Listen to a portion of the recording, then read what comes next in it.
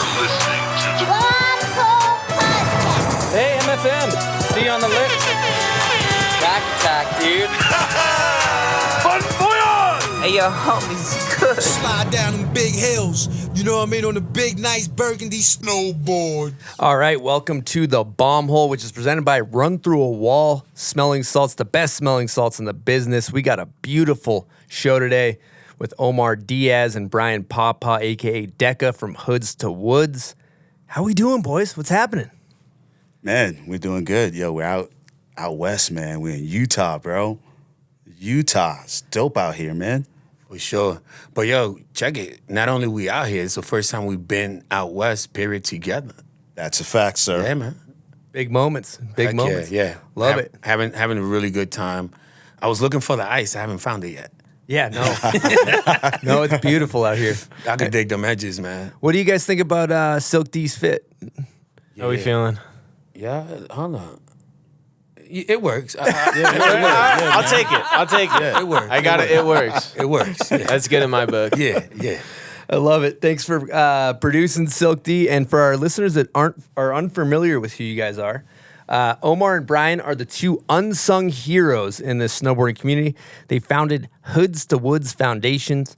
They bring kids from the inner city to the mountains and introduce them to snowboarding. They're changing kids' lives for real and doing big things for the sport that we all love.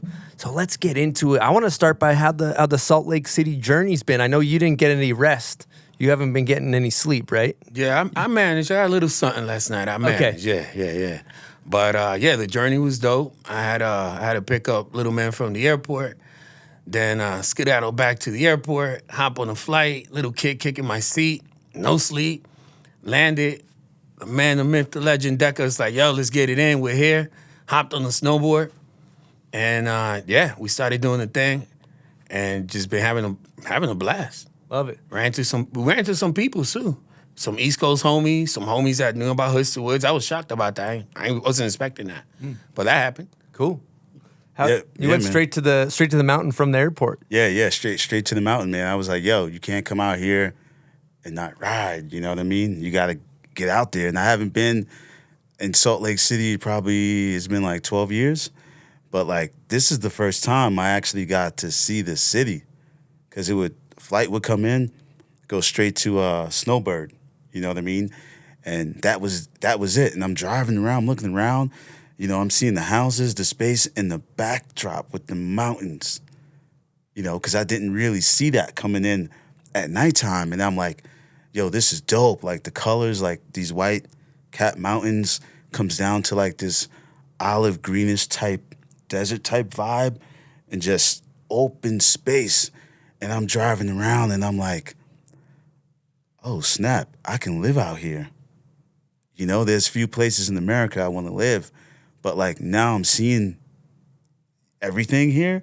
And then you can just drive like 35 minutes, 40 minutes, and you're on the hill. You know what I mean? Like, dude, I'm just like, all right, okay, I got to get back out here again.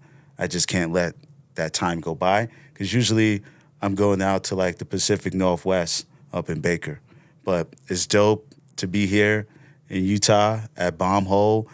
And like Omar said, I was like, yo, nah, I'm trying to get out here early. I want to get some laps in. You know what I mean? So I'm just hyped to be here and be in Utah, man. And this city, I'm just falling in love with it, man. Love that. Yeah, That's beautiful. The views. You No matter where you go, you see the mountains. You're like, yo, this is better than them skyscrapers, yo. Now, earlier you were mentioning off air that there's a way you can figure out if a snowboarder's from New York. The vibe check him. Oh, heck yeah. So hold on, let me rewind it. So yesterday we was riding, and I spotted a brother. You know, you spot a brother, it's like, yo, let's catch up to brother, man. So we catch up to him. We talking, whatever. Turns out he's from like Deca's neighborhood. He from Brooklyn. So we chilling, whatever. So now we, the three of us, we riding. Yo, three brothers out here, we doing our thing. So then I see three other brothers. So I go to my man Clinton and Deck. I said, yo, let's see if they from New York. He goes, how? I said, yo, watch. You're. Yo, Dan, look.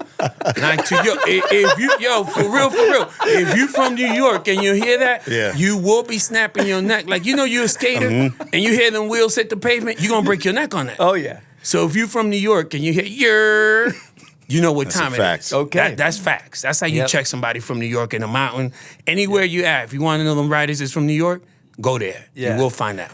Yeah, I can tell you, I wouldn't. I might think there's a dying animal in the woods or something with that sound. I don't, that's not. I'm a Massachusetts guy. I like that. So why don't you both also start by talking about where you guys are from?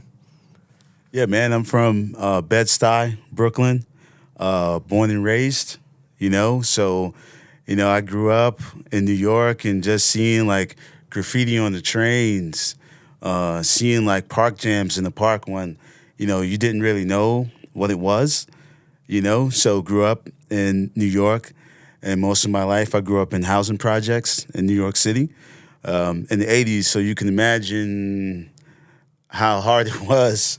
New York was just like straight, like grimy, like hardcore, and we had like the crack epidemic.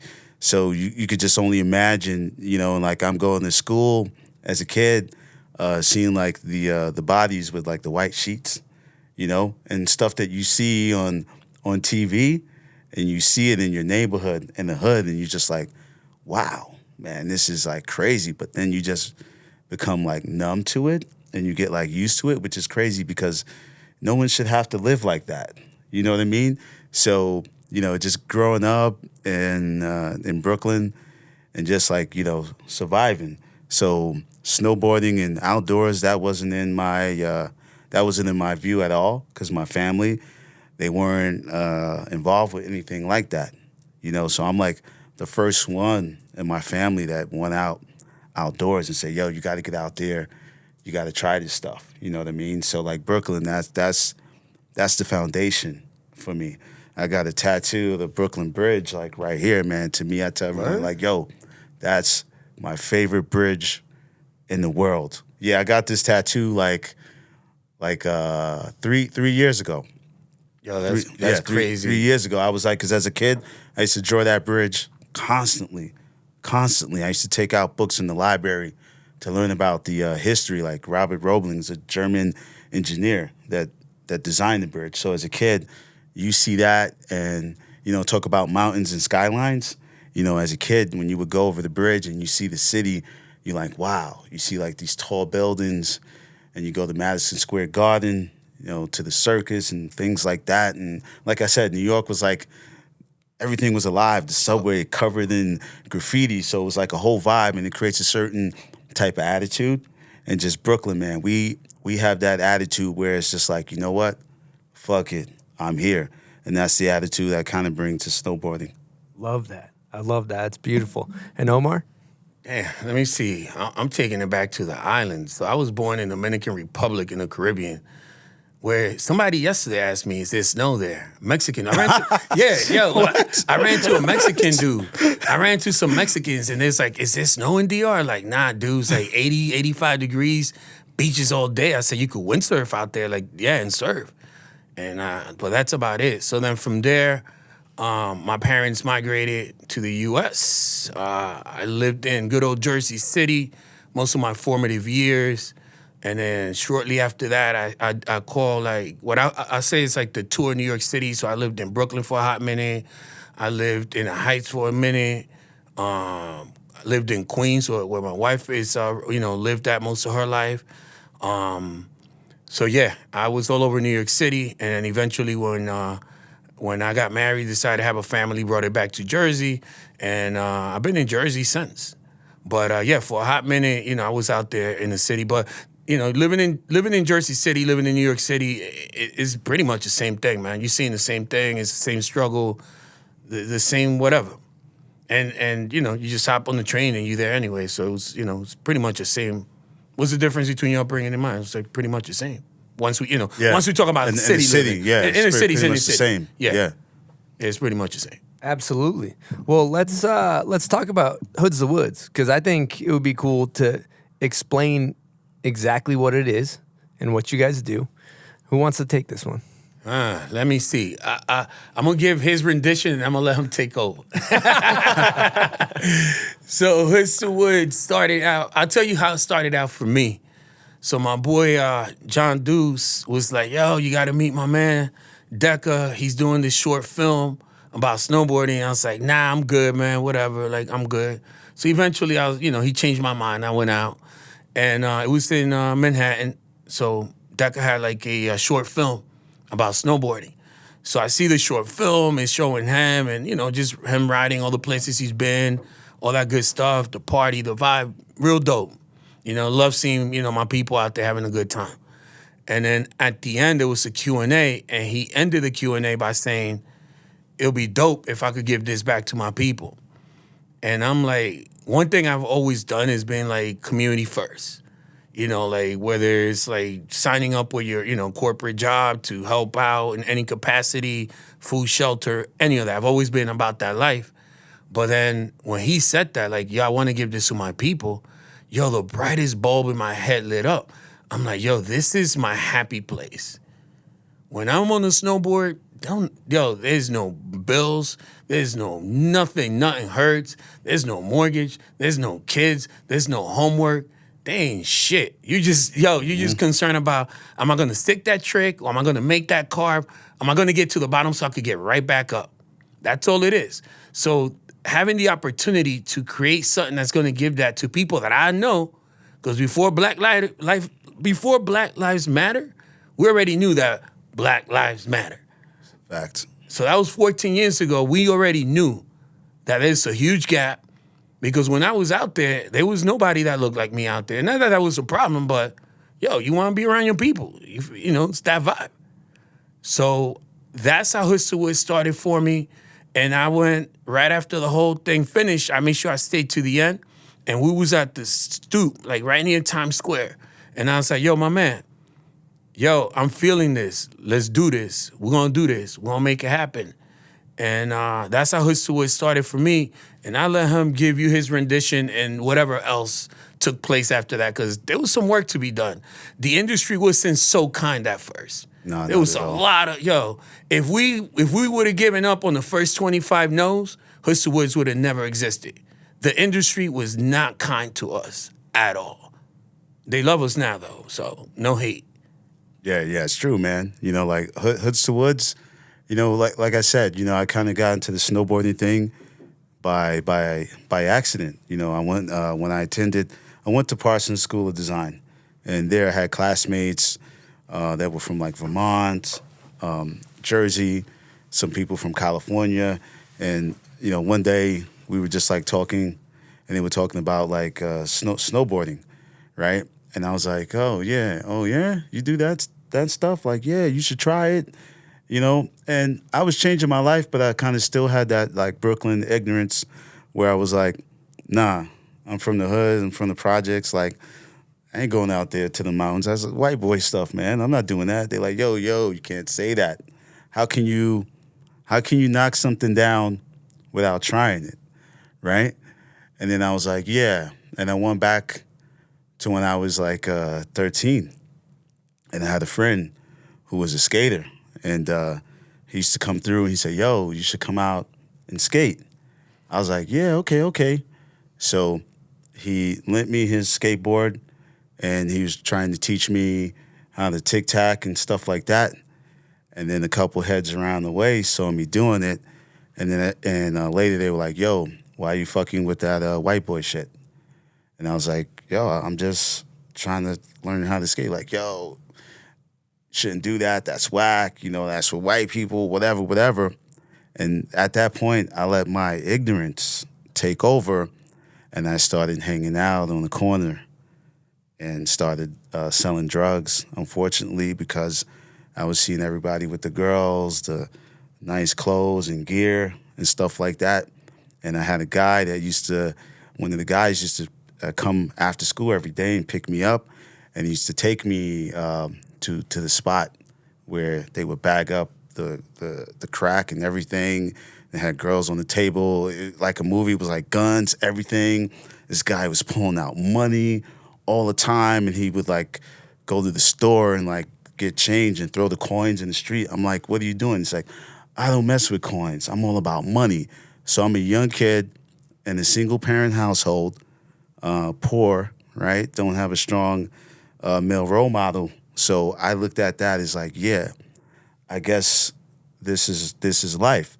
So doing all that stuff, getting in trouble as a kid, almost losing my life doing that stuff, going uptown to Washington Heights, on Broadway, buying weight from Dominicans uptown and coming back and getting money. You know what I mean? And then things start getting crazy. People started getting shot, killed, arrested. I saw a friend die over a corner because somebody else wanted it. And it was like real, it was violent. And when shit like that started happening, that's when I was like, man, I gotta get away from this stuff. And I always had some teachers in school, yo, you're very talented, you're artistic, why are you getting in trouble? You should do something with your life, blah, blah, blah. But that always stuck with me. And that's when I said, yo, I want to apply for like design school. I went around to School of Visual Arts and went to Parsons. And I got into Parsons. I got like a state scholarship that paid for the tuition partially, higher education opportunity program. So shout out HEOP program, state of New York, because that changed my life, man. That changed my life because that got me into Parsons where I discovered snowboarding. So when that conversation came up, I thought about being 13, right? Because if I would have stuck with the skating thing, it would have took me to so many places with the type of mentality I had. But I didn't. So I said, yo, don't let ignorance stop you. Get out there. So ended up going to this store called PSNY that used to be on Broadway, downtown Manhattan. And I'm just looking around, just curious. Sales guy comes out. He says, hey, yo, you looking to buy, blah, blah, blah. I'm like, oh, I'm just looking because people were telling me about snowboarding, but, like, I don't even know where the mountain is. And he's like, oh, we got a bus that goes up to Hunter Mountain. I was like, really? It's a bus? Yeah, round trip. You pay and you could get a lesson included and everything, right? So I was just like, okay.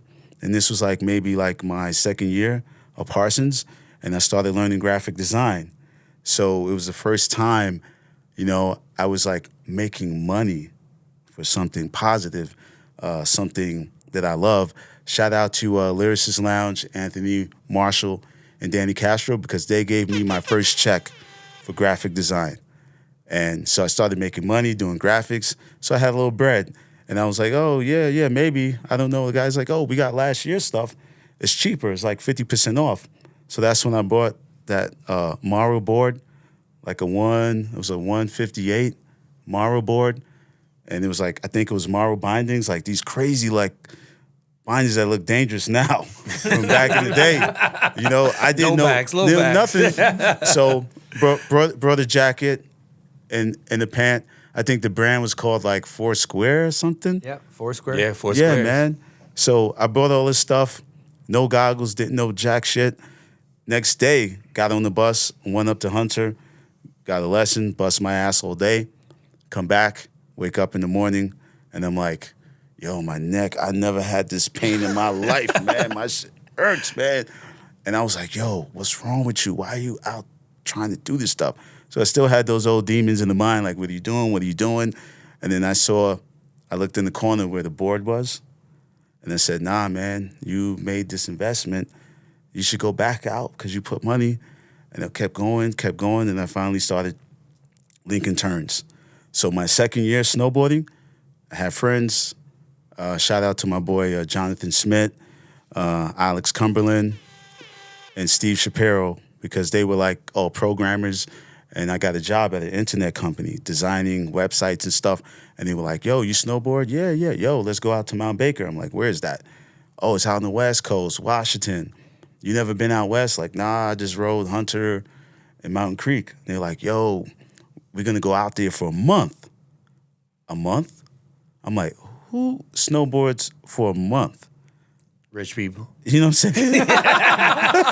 Old brother down there eat peanut butter and jelly. Yo, you know what I'm saying? So I'm like, what are they talking about? Because I'm from the hood. It's like, yo, you get like a week of vacation. You get a week off. And then you go somewhere or whatever. But I'm like a whole month. So we ended up building a website for a company, right? This was like the .com era in New York City. It was like mad money go around. So me and my buddy John, we won a bid for this website. We made him pay us half down. We took the money from that to pay, we all chipped in to get a cabin out in near Glacier. I think it's like Snowline or whatever, right on 542.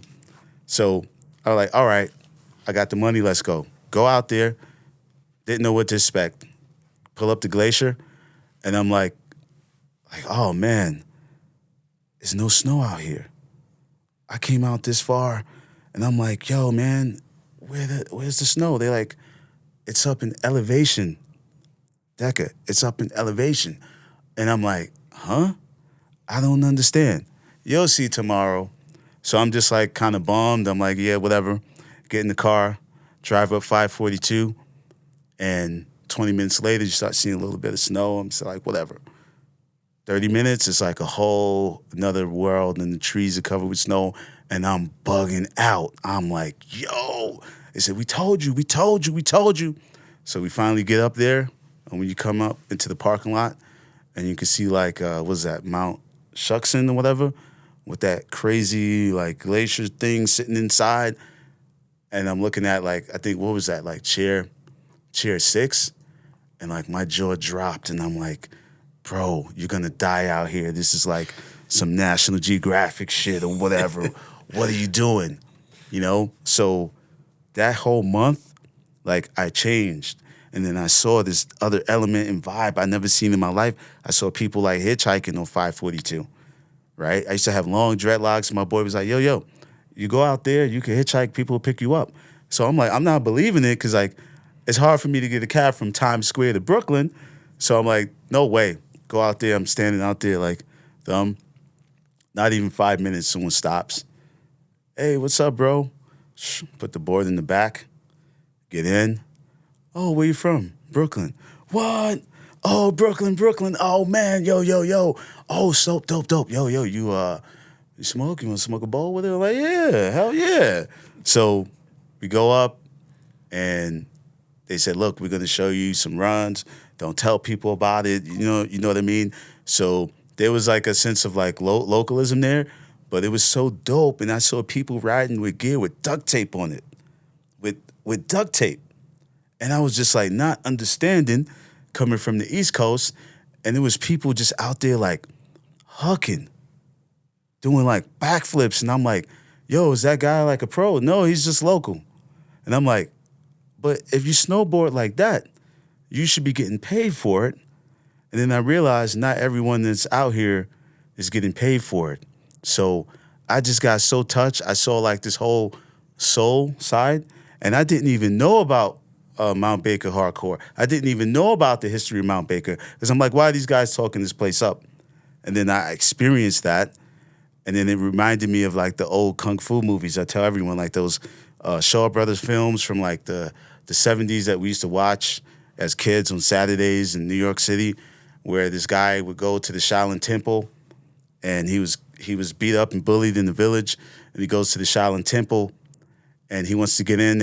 I forgot what's the name of that film. They didn't let him in, and they said, yo, you gotta like help clean up. And it was all these like bamboo scaffoldings.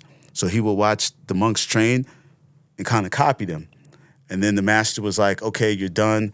Kicked him out. He said, I don't want to leave. Please, begging, please. Boom, kicked him out. And he went back to the village with his head down, shameful. And the mob guys were there shaking down the village and stuff. And people said, yo, he's returned. He's a Shaolin monk. He's a Shaolin monk now. And he was like, oh, man, I didn't do it. And then something happened where the mob guys came around, and they pushed him, and he just hit his hand like, pow. The guy flies back, and everyone's like, oh! And he's looking at his hand like, what? But he was training in secret. So I always felt that, I feel that Mount Baker is like the Shaolin temple of snowboarding. And I was the monk that came back to Brooklyn and said, yo, I got this footage. I need to make something because I need to meet people with the same mindset. And then when I met Omar at the screening, and at the end we had a Q&A. I never seen anybody's face light up the way his face lit up. He was just like he knew something I didn't. He was like, yo, how can I help? How can I help? So that's how we started with 4 kids up the block from me, the Chisholm brothers. Shout out to the Chisholm family, you know what I mean? Because they believed, they were like, oh, okay. It's like, I knew their dad, you know what I'm saying? He's like, I'm from the streets, but their dad is like a real dude from Brownsville. Spoke to him. He's like, all right, I trust you because if anything happened to my kids, you know. I'm like, nah, it's not even gonna be like that, bro. So Omar and I, you know, tell him the story about the van. Yeah, man. So, like, well, let's even rewind before that, because before we got to the van, we had to make sure we could get the kids there, right? So I think Brian spent maybe like 2 months. Like, he had it on schedule, calling Mountain Creek. Huge shout out to Mountain Creek, our home mountain. Word up. That's our home mountain. And, you know, nobody knew us. And we just kept calling. And eventually they gave us the green light. So by this point, we had shown the kids some videos, some magazines. Yo, they was hype. They had seen, touched snowboards. Because when you're in the hood and you're in the city, you don't have access to this stuff. You don't see it. Who the hell you see with a snowboard? So the fact that you get to touch one, that you see in the video in the magazine, it's a big deal as it is. So these kids was hyped, ready to roll. They all skated, so we knew they had the ability. And we had linked up with a church, and they're like, yo, we got the van. It's all good.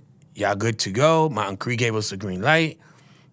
Good people at Burton hooked us up so we could use the Chill Programs gear, because we didn't have gear. So that's how we started, by the way. And all of a sudden, the van, boom, no van. Brian calls me like, yo, we're not gonna do the program. I'm like, why? We don't got transport. We lost the van. I'm like, yo, my dude, we already hyped these kids up all these weeks, showed them the gear. They ready to roll. Like, that's not happening. I'm like, I got a little Civic. We're gonna pack it up and we're gonna make this work. So at that point in my life, you know, my son was young, so I had a young family. I was living in Central Jersey. So I was driving like about an hour and a half from Central Jersey to Brooklyn. I would grab Dak, I would grab the kids, pack everybody in my little Civic. From Brooklyn, we would drive another hour and a half to Mountain Creek. We did what we did. Kids had a great time. Amazing. And then from there, I would drive back to Brooklyn to then eventually make it back home. So it was a long-ass day. But it's like, yo, we already, like, promised this. I try to be a man of my word.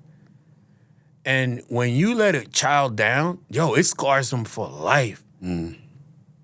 As a grown man, I tell you, yo, we're going to do whatever falls through. Like, if, you know, like, we plan to be out here. And if you be like, yo, homies, we can't have y'all come through. Yeah, I'm going to be hurt, but it's different when you tell a kid. And I just couldn't let those kids down. Like, and I was like, we're going to do whatever it takes. And that's it, man. And we knew we could do it. And, you know, every year we continue to grow. You know, that's when Trevor Andrews got behind us. And he started, like, getting the name out, supporting us in any way he could. And it went from a Civic to, like, a little van. And today we got, 56 passenger bus full of kids. Damn. And that's what Cont'd got to experience. He experienced that. Yeah. And that's why he was touched, because he saw it. You know, he saw it. And it's not just Brian and I. Like, everybody's seeing us. But, yo, we got a whole family behind us. And I call them family because that's what every one of our core volunteers is. It's like a family. And we all, like, we do this out of the kindness of our heart. Facts, because that's what I got when I came out west. Like, I was touched. I saw something else. You know, it was like super holistic. And I said, yo, I want to create something that embodies that, you know, versus like, yo, let's round up all these kids. Let's try to get all the grant money we can. There's nothing wrong to have big aspirations to want to be a multi-million-dollar organization. But I always felt before the money, it was like about the people and doing it that way. So in a way, we would kind of, I guess, like I tell people, we were kind of like the laughing stock because people thought we were crazy. Like, yo, what are you doing? Like, how are you sustaining this in your life and stressing yourself out? I tell people all the time, I say, yo, if you tried something and you never thought about quitting, maybe you're taking like the easy way. Because to do something beautiful and dope, is sacrifice. Like you look at like athletes like Kobe Bryant, rest in peace. But behind the scene, this guy was like relentless. He practiced. He was there early, 3 hours, and you watch him play. And then it's just like, oh, he was born that way. Nah. Work. You got to put in the work to make these things happen. So I'm glad that, for like, almost 11 years, 10 years, we were doing this from the heart. And then we started getting grant money, getting support, start getting like more organized. Okay, we got to make this structured. We got to get a board. We got to build a better board. I tell everyone it's like a bucket filled with sand with holes in it. If you think you're just gonna fill it up and it's gonna this is life. This is everything. Like snowboarding is the same way. When people progress and you decide where do you want to take this? You want to take it to the park? Do you want to take it to the backcountry? You know what I'm saying? Like you want to take it to the street. I always say snowboarding has something for everyone. Snowboarding, has a place for Hoods to Woods and other organizations. Shout out Shred. You know what I mean? Shout out Black Snowboarders Connecticut. Shout out Chill. Shout out Edge Outdoors. And everyone out there, that reached out to us and like, wow, you guys are so cool. Wow. I said, no, we know what it's like when people close doors. Like, now we have this platform. We want to use it. We want to benefit everyone because I think it's so selfish if people just focus on their own thing. And when we can all work together and we can take 10,000 kids, 20,000 kids, why not? Like, sky's the limit because that's what I got from Baker. Respect to the brands, that pays the bills, but it's not about that, man. It's about people, you know what I mean? So, and people feel that when people come, they're just like, like when I never forget the first time my mom's, because my mom, she comes out with us and gives the kids breakfast on the bus. She's like a chaperone in the lodge. So when the kids get cold, she watches them on the inside. I never forget when she first came out and the bus pulls up in front of the project, she's like, "You got one of these?" I was like, "What did you think?" She said, "Oh, I thought you guys had a van." Because, see, my mom knows that type of bus costs money. You got to have resources. And she was just like, okay, I knew you were into the snowboarding thing with the kids, but I didn't know, because she doesn't ski or snowboard, anything like that. And I would never forget that moment, in the bus. And when Cont'd rolled up to film in front of the hood that I grew up in, just like, wow. When I used to run them streets, I never saw this, And I think we were talking the other day about, how, having a difficult life, coming here from another country and just starting fresh, it created our personalities, which created this dope organization with co-founders with the same mentality. Like people come and it's like, yo, you guys, it's like so family holistic. You guys are like, yeah. And people roll up on us to the mountain like, yo, you guys are mad cool. Like the other day, seeing that brother Clinton, and he's like, yo, like, and it's so dope, man. And that's just the beauty. Because for me, that's what snowboarding and the outdoors is for me, man. It's about the people. I get hype off that. And like at times in the 14 years when I said, damn, I don't know what I'm doing. And I see the kids smiling, having a good time, seeing the kid do a 180, front side, back side, 180 on the flat, like, yo, getting hype. I'm like, yeah, look at Omar. I was like, yeah. You know what I mean? So for me, that's like the biggest paycheck that you can get. And they could take away your house, they could take away your car, take away your money, but they can't take away your heart and your soul. And as long as you got that foundation, anybody out there listening, as long as you got that foundation, you could be unstoppable. Learn to fall, skating, snowboarding, get back up, try that shit again, and keep going. That's life. Learn from it. You fall, you learn from it, dust yourself off, get back right up, and try it again until you nail it. And, Bing bong. Yes, sir. And although a lot of people, like, Woodward is free for the kids, but it's not free for us. We hustle to get that bus. A 56-passenger bus, with a bathroom and all that, that's Lucci. It's insurance. It's a whole bunch of things that need to take place in order for this magic. That's one of the things I tell a lot of people, like, this is a place where we're trying to make magic. And although it's a snowboard program, because I structured it as such, like, I don't want just a kid to come one day and get on the snowboard and that's it. Like, no. You coming in here for a couple of weeks, 4 weeks to 5 weeks, and it's structured. We're going to teach you how to ride. You will get on a lift chair. You will link your turns. Eventually, the ones that have been consistent, they're hitting park, they're hitting jumps. So it's not like a come out and see it. And even when the kids outgrow it, the ones that really love it, we hustle and try and find ways, some of the brands to hook us up with like a pro form, whatever it is, to get these kids on snow. Because nothing gives me more joy when I'm out and I see some of our kids now grown. They out there riding. Like, I know what we're doing works because some of the kids that were part of our program are now adults and they coming back to volunteer. So I know it works. And it's hard work.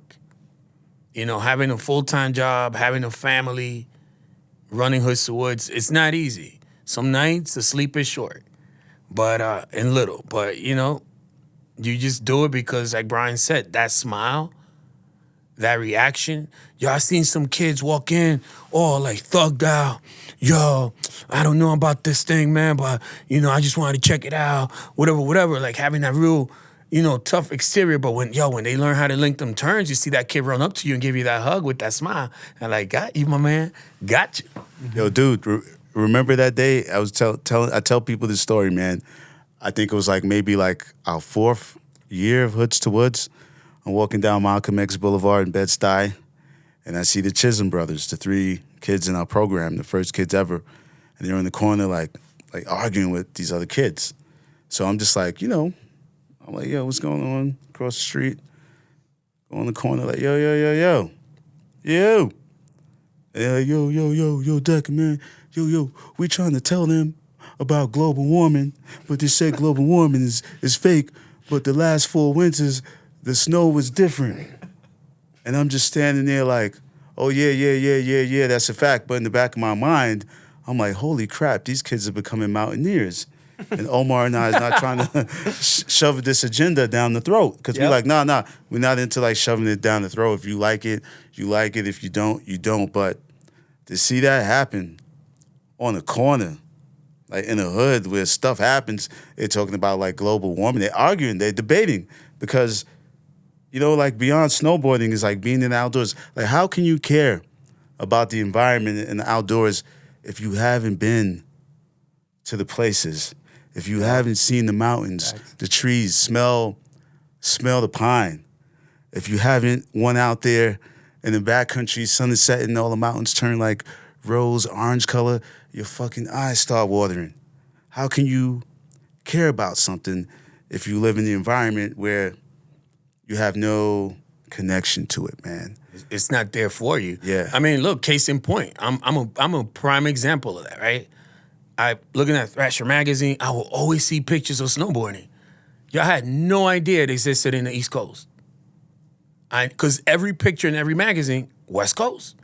So I always thought in my head that snowboarding existed in the West Coast. I'm an East Coast kid in the city. Ain't nobody in the city got no damn snowboard. I ain't never seen nobody with skis. Ain't nobody nowhere near me has skis or a snowboard for me to go up to and even ask a question. I didn't even know where to start. Ain't no damn ski shops in the hood. So how do you even get into it? And again, we're talking about like pre-internet and all that, right? It wasn't even about black people being able to even afford it. It's the fact that we don't even know about it. So how could we even be part or even care about something we don't know nothing about? So it took me to be a dishwasher in a hotel, sitting down in the lunchroom and having some cats walk by and be like, oh, you into skateboarding? I'm like, huh? You into skateboarding, right? I'm like, well, nah, snowboarding. Yeah, skateboarding. Yeah, they do that. Again, same place as you, Hunter Mountain. So these guys that were cooks in the hotel that I was the dishwasher when I was, trying to make money to pay for school, they put me on. And that was it. Never look back, never stop. But it goes back to what Brian was saying. These kids were having a debate about something they've been exposed to. If we don't know about something, we're never going to be there. It's not like every single black person in America is broke and can't afford snowboarding. We met a lawyer. I mean, Clinton. Yeah. We met a lawyer from Brooklyn, Brother From Clinton. Bed-Stuy, from my hood. Bed-Stuy, from the hood. He's from the hood, became a lawyer. He's out here in Utah solo dolo by himself because he ain't waiting on nobody. He's trying to get his ride on. Well, he's riding with us now, so, we chilling. But that's what I'm talking about. If there's people that look like us with money, but then at the same token, you got people like the one we service, single mom, 2-3 kids living in the projects. Even if she knew about snowboarding, how the hell is that gonna happen? And that's where we come in. Our kids the majority of them can't really afford to be there. There's some that could. We have a little mixed bag. But that's the one thing that I want people to understand, that we're not out there because some of us can't afford it, but that's not just it. It's awareness and a huge lack of it. And that's all we're trying to do. We'll bring some of the ones that can be there to expose them. Because this year, there's a young lady that came into our program, and they're a little better off financially than others. She loved it. Her brother got in on it. Now they got their little sister in on it. Now they got mom into it. And once you got mom in it, the whole family's doing it. Dad ain't got a choice in it. The kids are doing it. Mom is in it. To any of y'all kids, get your mom in it. Trust me. Dad is done. He's done. It works with church. It works with snowboarding. Get mom in it. And that's the change we're doing, all jokes aside. Once you make that change and you make that awareness and parents see the change and the difference in their kids, they get it. But that's the one thing we don't have, man. There's a huge financial gap, but there's also an awareness that we just don't have in our community with our people. But every single black and brown person or Asian or whatever you are, we ain't all broke. We just don't know what we don't know. And that's the bridge we're trying to gap. Beautiful. It's beautiful. I love it. And it's also like, seems like once you link a couple turns together and you get a little confidence, like they're hooked. For sure. Right? For sure. Oh, yo, dude. There's no way not to be. Nah, let me tell you, like, I got kids. It's funny, we'll do a fundraiser, and out of nowhere, you see some random lady just roll up and hug you. And like, who's this? Oh, I'm sorry, I'm blah, blah, blah's mom. And his grades are good, and his behavior is amazing, and he turned his world around. So yeah. Once these kids get it, it's not for all of them. And the ones that get it are the ones that I want to link up and take what Russell's doing with the educational piece, right? Because, huge shout out to my man Russell Winfield. Word up. Shout out Russ, man. Uncle Russ. Yes, sir. So he's working on educating the kids that love snowboarding and making them part of the industry. We, on the other hand, are building those kids. Yep. And it's a funnel. Yep. And we're working collectively. But I got some kids in our org that they would do whatever it takes to get on. They would take 3 buses. They would take 4 trains. They'll do whatever it takes. If mom, because we require report cards. Your grades ain't up. You're going to have that. You're going to have that conversation. You're going to hear from me. Or I'm going to talk to your parents.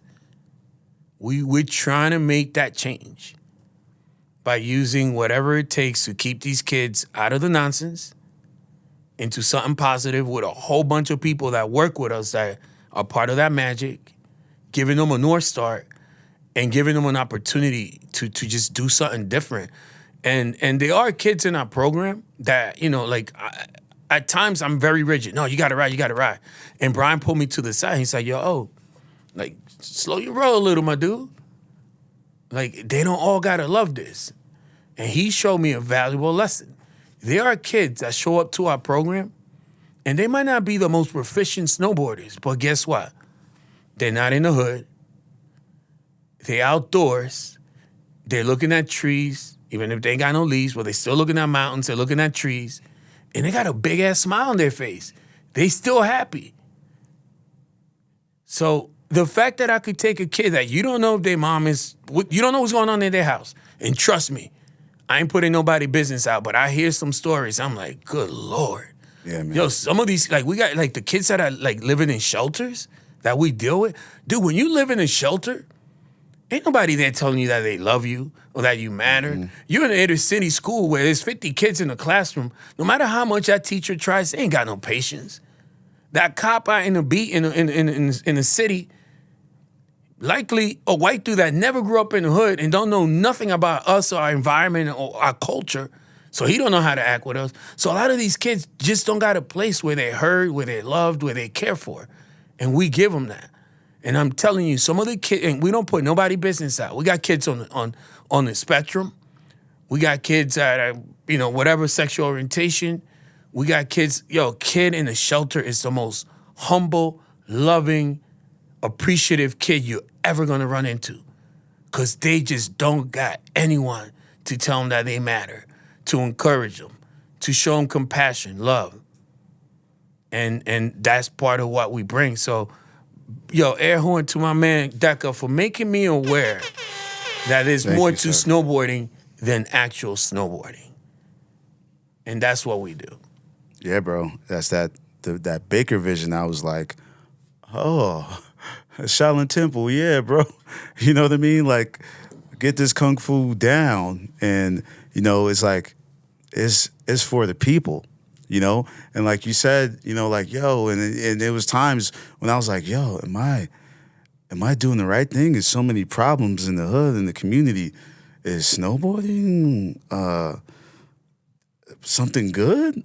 When we need more than snowboarding, am I doing the right thing? Am I bringing them to like this environment that costs a lot of money? Like, what am I doing? And just like Omar said, I realized like, wow, they get to get away from a situation. And just that one Saturday is that light for them, and it carries with them forever. And then Omar and I from day one said, yo, whatever we do, let's like have a rotating door. Let's not focus on trying to get X amount of kids every year so we can get X amount of money.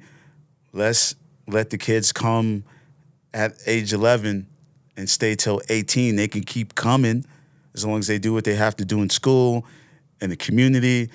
And if they do something stupid, get in trouble, you're on probation. But they love snowboarding.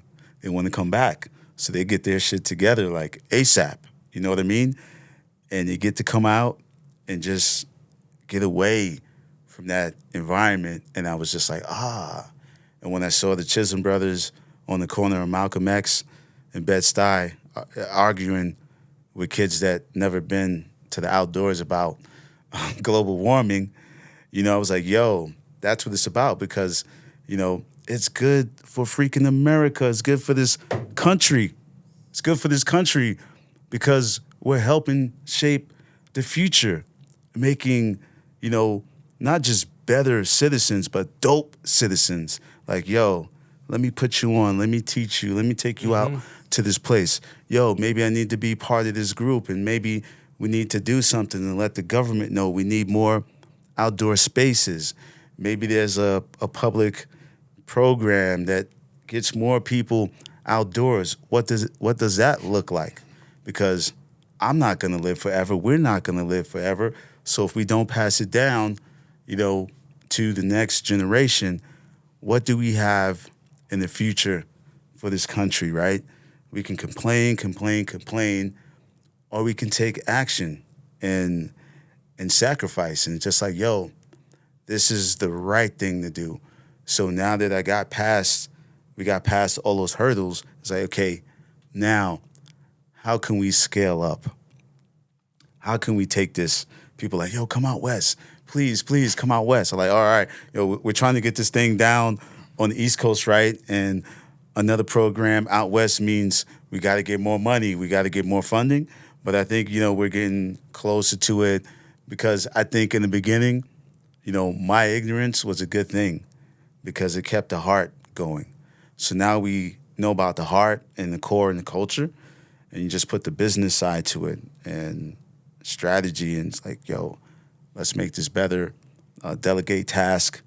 Don't burn yourself out and try to do like 10, 15 jobs. There's people out there willing to help.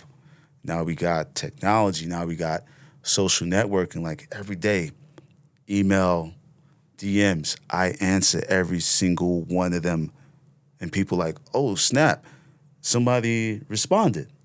I'm like, yo, if I got to sit here, I mean, it's not fun, but I got to answer everyone. I got to get back to people and then run into someone on the mountain, that brother. Off the mountain, in the airport. Yeah, in the airport. But that brother Clinton, he was like, yo, I reached out. This guy pulled out the email, and I'm reading my response. If I wasn't me, I'm like, yo, that guy's cool as fuck. He's like, hey, what's up, man? Yo, thank you. Yo, that's awesome. Oh, you got injured? Yo, when you get better, let us know. Come through. Pull up. Yeah. But even we've been on the mountains, we see people. Anyone that wants to give us time of day, like, yo, this is for the people, by the people. Like we just out there. We're not acting like we're anything. If you want to talk with us, we'll talk with you. A lot of people say, how could I be part of it? Come through, see it, feel it, be part of it. I mean, that's how you really get an appreciation. We always encourage people to come out, be part of it. All right, we're going to talk to you guys about some speakers. I'm a big fan of these speakers. We're talking Turtlebox, and they deliver the best sounding, most durable, portable speakers available. Let me tell you, you can put these things through the ringer. So the Turtlebox Gen 2 portable speaker is 100% waterproof while boasting best-in-class audio and up to 20 plus hours of playtime. You don't need to charge it. You can be slapping tunes for 20 hours. As a plus, you can pair multiple Turtlebox speakers together at the same time to enjoy a true AB surround sound experience. Simply put, the Turtlebox is an extremely fun product designed for days at the mountain, on the water, in the backyard, and everywhere in between. To learn more, check out turtleboxaudio.com and get yourself that Gen 2 portable speaker. It's a great product. Slap some tunes, have some good times with your friends. Oh, man, it's beautiful. I love it. I got a guest question. This is from none other than Russell Winfield. It's about the Mount Baker experience. Here we go. What's going on, Brian and Omar? Russell Winfield here. Hope you guys are enjoying it out there in Salt Lake with Grandy's. I got a question for you, Brian, specifically. You going to Mount Baker for the first time was kind of like a white person showing up in your hood that you grew up in. So my question is, what were your thoughts, concerns, and expectations culturally going to Mount Baker for the first time? Hope you guys are good and have fun. I hope you guys get some good turns out there. Wow. Shout out Russ, man. Oh, man. Oh, that's crazy. Like, that's real. That's real. Someone pulling up in the hood, like, never been. Wow. Man, like I said, like, it was my second year of snowboarding, which was crazy to go out to Baker. I didn't know anything. I was just like, yo, these guys are talking this place up, man. What is special about this place? And I go out there and experience that. So I went there with an open mind, because I told you the story growing up in the hood, always with a closed mind, building up invisible barriers around yourself that don't exist, because of racism and poverty. It makes you fall back and not want to do things. But when I went out there, I kind of had an open mind. I was ignorant to just elevation and snow science. I didn't know nothing about that. But I went out there and it was just like, holy shit, look, this is like National Geographic type stuff. Like, and they're like, oh, yo, there's no, people can't live out here. This is like national forest. This is a national forest, federal. They can't do avi control outside the boundary. This is like, I'm like, wow, this is different. And then nobody cared that I was black. Nobody cared. People were just like, what's up? And then, like, when you say Brooklyn, people are even more hyped. Like, yo, wow. Because it's not like a lot of heads from Brooklyn is coming out to these places, you know? And Baker's not a place that has, like, casinos and, like, nightclubs and all this crazy attraction that brings people out to these places. You know what I mean? So my experience was, like, it was mind-blowing because it created Hoods to Woods. Because I was like, yo, I know there's like other programs and stuff like that, but like it should be about this. It should be about the people. Well, hold up. To me, it wasn't so much about. It should be about that, but for me, I want to be my own superhero. Because everybody wearing a cape ain't look like me. So that was real important to me. I want to be the dude with the cape, saving my people. So that's what it's all about. Dude, shout out that, man. That's that, yo, fish from the other side, man, because, dude, that's why I love you, bro, man. That's why I love you. You know what I keep thinking about, too, is you guys are talking, you know it was cool, Decca, too, hanging out, getting dinner, like, avid reader, you know, talking about all the, we are definitely vibing on a lot of the same books, but I've been reading this book, I just finished it, called Man's Search for Meaning, and it's about a Jewish gentleman that goes through the Holocaust, and he goes in the internment camps, and they're like killing people and everything, and like if you're, as soon as you're sick enough to not work, they're killing everybody. It's fucked. It's like the most fucked environment you could possibly imagine. And like one of the major takeaways I got for it is that like when you start to lose hope, you die really quickly. And I think for a lot of people, especially, you know, given your guys' situations, snowboarding, just going to the mountain is like that can be that hope. Reset button. Yeah. It's a full reset button. It's I always tell people, like, if I don't do one or three things every so often, like, I lose it. I need to either get on my snowboard, get on my skateboard, or go to church. Those are, like, my 3 reset buttons. No particular order. Do it, whatever. Whichever one comes first, after a while, if I ain't doing any of them, it starts building up. Oh, yeah. And it's like I need to let that reset so I could just recalculate, get back into whatever it is I got to do. Let's be real. Snowboarding it's like a spiritual experience. You know, and you guys mentioned that too. You know, and big time. It doesn't get mentioned like that all the time. But that was one of the things you said, Brian, in the layers situation when you linked up with Canute. It's crazy how a piece of wood can become the key to bringing so many people together. I'd love to hear you kind of elaborate on that. Yeah, because, I mean, when you break it down to what it is, right? And the whole process and construction, you know, of building a board, right? That board's going to end up somewhere with somebody and coming down the mountain sideways.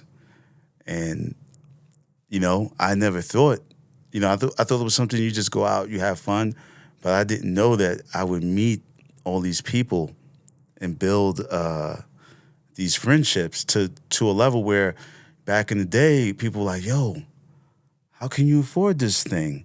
I said, yo, I met some people, and people are like, oh, you can stay at my crib. Yo, you can stay at my cabin. Like one time, I went out to Mount Baker with my boy Khalid. Yeah, I took him out there, right? And he had the same mindset I had. Got there like, oh, snow, and whatever. And drive up 542 like, oh, snap. And, you know, we didn't even have a place to stay. I said, yo, we'll figure that out. If we don't get anything around here, we probably can go back to Bellingham or whatever, because they got plenty of little motel, hotels, cheap places. and just ran into some people in the lodge and, oh, where you guys staying? We didn't book a spot yet. Oh, you can stay in my A-frame. Khalid's like, oh, snap. I told you, man. It's like different out here, you know? So just that piece of wood, it does amazing things for your soul, for your mind. I never did anything in my life where I felt like I was 5 years old again, where it was just like, you know, the adult life just left and like, oh, I got to pay these bills. I got to do this. I got to do how I'm going to, and just like Omar, like reset, like the reset button, and then just becoming a way more chill individual, knowing that I have an escape versus back in the day in the projects, looking at a negative environment, the violence, and just kind of like accepting it. And it's just making you more and more mentally sicker, you know, because violence is a disease. You know, shout out to my boy, Dr. Rob Gore, because he has a violence prevention program at Downstate Hospital in Brooklyn. And I got him into snowboarding. And then Hoods to Woods inspired him to create a nonprofit because he works in the ER. He's the head tech. See people come in, stabbed, shot up. He's like, yo, Deca, I be driving to work. It's a beautiful sunny day. And I go to work and I'm like, wow, people do this to each other on a beautiful day. And, you know, I want to do something about it. And Hoods to Woods inspired me, you know? So a piece of wood did all of that. So that's what I meant when I said, yo, this piece of wood brings people together, because this piece of wood brought this guy, and I came into his life, boom, Hoods to Woods was born. This piece of wood brought me here to Utah to freaking Bombhole Podcast. A piece of wood did that. So something simple as that piece of wood can create connections and freedom that you can go back to your own hood and share that with other people. Beautiful thing. Wow, I love it. I love it, boys. What a great chat already. Dope. Already been good. Wait. You guys have been dropping facts. We just been doing an intro, right? You just asked us to All right, now we can start the show. All right, we can get started That now. was the introduction of Hoods to Woods, ladies and gentlemen. We didn't even start. But before we start, I want to give a public service announcement. Yo, real talk. To anyone and everyone that ever donated a nickel, a used jacket, a board, binding, boots, every, brand that ever donated anything. Y'all all know who you are. It's been 14 years of a lot of people, volunteers, you name it, that have supported us. I want to give the biggest air horn shout out to everybody that ever did anything to keep us where we're at right now. Word. The super air horn? Super. Wow. And yes, sir. And I mean, it's the entire community, man. It's riders, it's brands, it's regular, it's so many people, man, that people see our faces, but there's so many people behind us that rocked with us and good, bad, and still there. And that's what we did that. Word up. Shout out to the volunteers and our Heck yeah. staff, because, man, I just looking like, wow, man, this idea, this mission, like they believe in it. They feel it.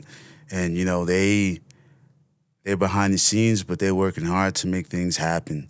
It humbles me, because I say, man, there's a lot going on in the world to make you pissed off and be like, oh, man, this world is, and then stuff happens like, there are good people out there. Yep. It's not that bad after all. Oh, yeah. And that's really our Hoods to Woods family. Man, we got this. Yo, we should add Granny to the chat. That would be crazy, dude. We got this like Hoods to Woods chat. It pops off year round. Oh, yeah. It used to be a chat Is just when we were programming. Zebulon's in that? Nah. Oh, is okay, he? different one. Because he was, yeah. I don't know if no, he's not on that. No, it's one. like all the staff. And It's like, all the staff. Oh, my God. It's all the volunteers. staff. But it used to be just the staff and volunteers when we were running the program. But it's evolved past that. Now it's like year round. There's something popping off. And it could be anything. Memes, like jokes. In the beginning, I was just kind of like, yo, this chat was for us to communicate. And then I said, yo, ease up. And then I look and I'm laughing, I'm dying. Oh man, they're crazy, and and it's just like, yo, you got like, and you think about it. We love what we do, but it's like a business, right? And you have your staff, you have your volunteers, and you create a space for them to be happy. You know what I mean? So yeah, man, that chat is like, oh, okay, yeah, I like, oh, and it's dope. Like, yo, I'm looking to buy this board, and people chipping, yo, you should check this out. Look out for this. Don't do like you, right? Yeah. Don't do. Oh, wait, man. wait, Oh, you- yeah. It Oh. ain't you, yo. I think it's Oh. every brother and sister out there, yo. Black folks just buy graphics, man. They don't know nothing about if it's a rocker, it's a camber. They a don't fact. care about torsional, nothing. What's the graphic? Yep. No, that's a fact. Because when I had my first board, I just bought it because it's what I could afford. Yeah. And when I started getting a little money with graphics, and I go in the store, it's like a moment of pride. You're like, yo, my shit got to be fly. Yep. Right? Okay, what's this? All right, this board does this. Like, yo, okay, yo, give me that one. And then you have it, and you're out there, and it's like, yo, I work hard for this because this stuff isn't cheap, and there's a sense of pride, and that's the dope side of it too, because you should be happy. There's something there for everyone, and there's some boards that like, oh, yo, you're a technical rider, so you care about that stuff. You know about that stuff, but like if you don't know, you walk into the store. Salesman's gonna push you to whatever. You understand? And then the games. Look, no, for real, because the game I'm a change. nerd. I'm a I won't say no brands. I'm a nerd out. I won't say no brands. But then, when you start seeing stuff like, I remember, I saw a board that was Don't say no. rocker. Matter of fact, I'll even take it back. Burton had a design contest. Yeah, you said no brands. Well, I gotta talk about this, right? Aye. Oh, yeah, that's Series your board. 13, yeah. It was called Series 13, and they would come out with the catalogs back in the day before they had all this online stuff, and they said, oh, we have this new customization thing because people wanted to put their own graphics on whatever board they wanted. Choose whatever board you want. So they had a design contest, and I submitted my design, and I ended up winning, and it was a Big Daddy Kane snowboard. Big Daddy Kane, he's a rapper, old school rapper from the late 80s from my hood, from Bed-Stuy. So they were like, oh, congratulations, you won. I was like, oh, wow. So you could pick any board in our line to put this graphic on, right? You're talking about graphics, right? So I'm like, I should put this on the custom because I like the custom boards. The way I ride, I like that board. And then I saw this crazy board they had that was like $1,000. And I said, I can't afford a board like that, but I won this contest, so I guess I should slap it on the most expensive board. And I freaking slapped it on this crazy. Is it Burton Vapor, probably? Yeah, the Vapor. And I put it on the Vapor because Big Daddy Kane made a song called The Vapors. Right? So it was a Biz Markie song, but Kane wrote that song, and he was in the music video, right? So I was like, okay, I'm going to make that hip-hop, Bed-Stuy, my hood, and then they shipped the board to me, and I had ticket out to Mount Baker, and people were like, yo, you going to ride that board? You going to ride it? I said, hell yeah, I'm going to ride this board. Like, I don't want to put it, like, on the wall. I'm a type of dude, like, there's people that get sneakers and, like, don't wear it. Like, oh, I'm a collector. I'm like, that's whack. I'm from New York. We rock out kicks. I'm like, I'm gonna take the board out. I want to feel it, and then, maybe one day I'll run into Kane and get him to sign it. So I took the board out to Baker, rode the board, and was like, okay, this board is definitely too stiff. You're right. So I'm like, oh man, whatever. So rode the board. Okay, I'm happy. And then one of my homies was like, yo, Kane is doing the show. Pull up, bring that board. He's gonna freak out. So went up to the show, and it was at the Apollo. No. It was a spot uptown in the Bronx on the concourse. I forgot the name of this theater. So one up there, one backstage, and he's in the room with his peoples, with everyone. I walking in with the board, and he's like this. Oh, yo, what's up, man? Yo, oh, wow. Yo, all my years being in hip-hop, I never seen anything like that. Did you make that? I said, yeah, I did the graphics, and Burton is a snowboard company. They made the board. And he was like, yo, wow, I never seen anything like that. And everyone was like, wow, that's crazy. And then Kane goes, you actually do that stuff? you on the mountain like that? I said, yeah. And he said, yo, that's dope. And I said, yo, can you sign it? Of course. So in the Hoods to Woods doc, it's me and Kane, and he signs the snowboard. And after he signed it, I retired the board. And people were like asking me like, yo, how much? I'm like, it's not for sale. My man was like, yo, I'll give you $2,000. Yo, what's like, your address again? It's not for sale. No, they can't. They can't pull up on Putnam, man. They can't do it. Can't pull up to the hood. I'm untouchable. Nah. I got people's He a out there. Shaolin monk. He a they got Shaolin love. monk. Exactly, man. When you got love in the hood from everybody, from people who got jobs to the people who don't have jobs out there hustling, and they come up to me like, yo, I love what you're doing for the kids, for the hood. Like, that's dope. You know what I mean? And like, shout out my boy Adam in Seattle. We met him when I was out in Baker back in the day. He came out to Brooklyn, and I introduced him to everybody on the block.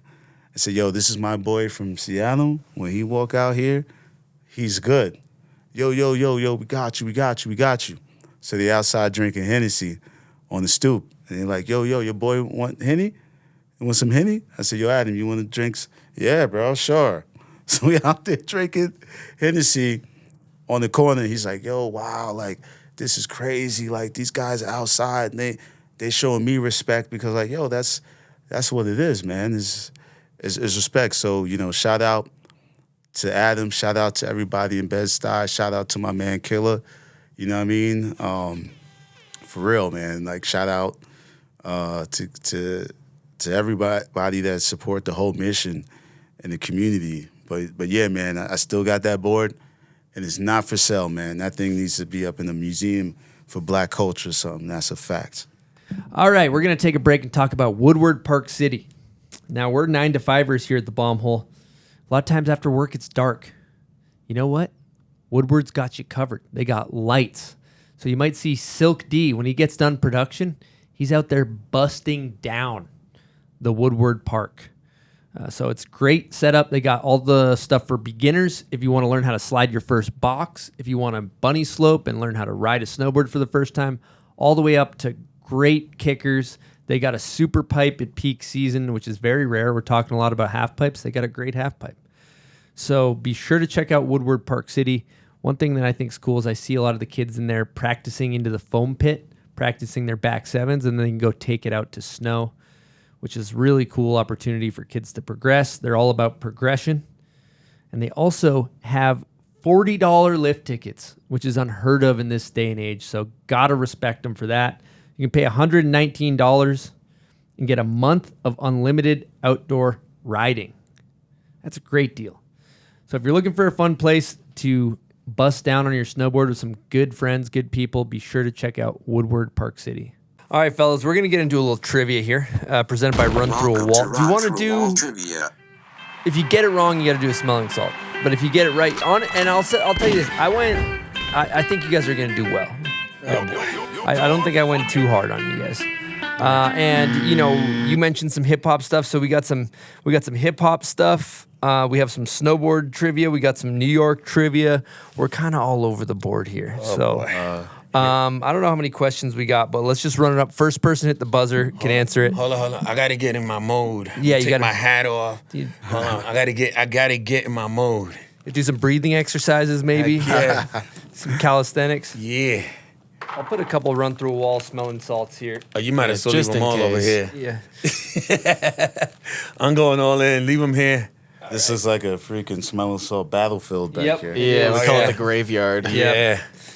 Have you guys done a smelling salt before? Never. I got offered one the other day, and I was like, I don't know about that. Yeah, I mean, So this will be fun. I mean, honestly, like See, that's he's hating because I said his fit was high. he is. That's true. Well, he's gonna love I this usually, part. I usually So get why pretty you good hating? reviews. So. Come on, so you just Silk- hating, we man. we kind of consider Silk a fashion icon, so for you guys to kind of See, Silk, I never said nothing. Yeah.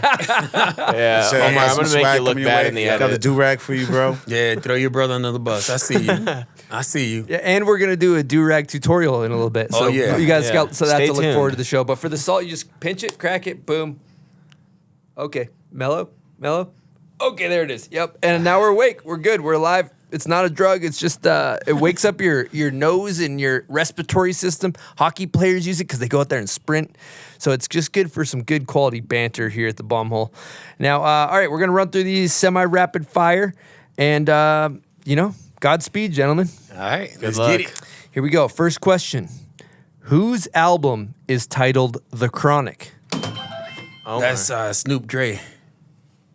Well, it's Dre. Yeah, I'll give you that. I think that's acceptable. Dr. Dre. That's good with me. I think It's all we're good. We're good with that. No, you don't have to do it. If you got it wrong, you'd have to do it. Wait, but he lost. So you gonna be doing what? No, if you answer and you get it wrong, then you got to Oh, do all one. right, all right. All right. What state is Zeb Powell from? I'm going to go Decca. He's from North Carolina. That's correct. Okay. Who was the first Latino rapper to go platinum? Big pun. That's correct. I was worried about that That's one. a good one. Yeah. Yep. All right, you guys are on fire. Okay, here we go. In 1994, Biggie Smalls married which R&B artist? I'm going to go Decca again. Yeah, Decca was on it. Yeah. Eve. Nope, that's wrong. That's wrong. Yes. Omar, a steal? A steal? Oh, of course I got this seal. It was Faith. That's correct. Faith All Evans. right, smelling salt. All right, there So we I go. just squeeze Yeah, it? just squeeze it. It'll break. You'll It'll hear the break. pop and feel it. Yeah, there. Now you just go. ease it up. Ease it up there. Don't go too crazy.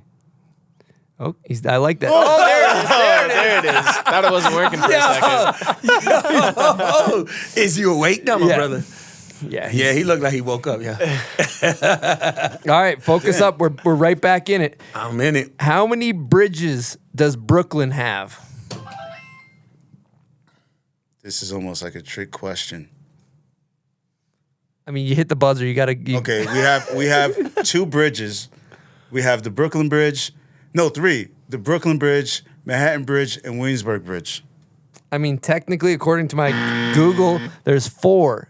Because there's the Verrazano, Narrows, Brooklyn, and William. Yo, they See, got that goes to how wait. New Yorkers think about Staten Yo, Island. yo, real talk. Yo, What do we for think? real, Yo, for shout real. out to Wu-Tang Clan, man. Hold on. I'm gonna have to give him a pass because if you're a true New Yorker, you do not associate the Verrazano with Brooklyn. The Verrazano belongs to Staten Island. Okay. For a true New Yorker. So are you Maybe- pulling rank on Google right now? Hell yeah. Okay, just making We'll sure. count it. Yo, Yeah, that's shout out good, to that's good. Wu-Tang Clan, man. Shout out to nah, RZA. Maybe Shout out. Chris, me and you do one for. a Yeah, I'll little do that. bit- a Yeah, little bit of y'all error messed up there. on that, man. Yeah. True New Yorkers wouldn't get that. Yo, real talk. Since when's the Verrazano Brooklyn Bridge? Good one. All right, here we go. We're right back in. Which snowboarder would you say has that hashtag El Nino flow? I'm gonna say Junior, but he's known as LJ. Yeah, that's correct. That's correct.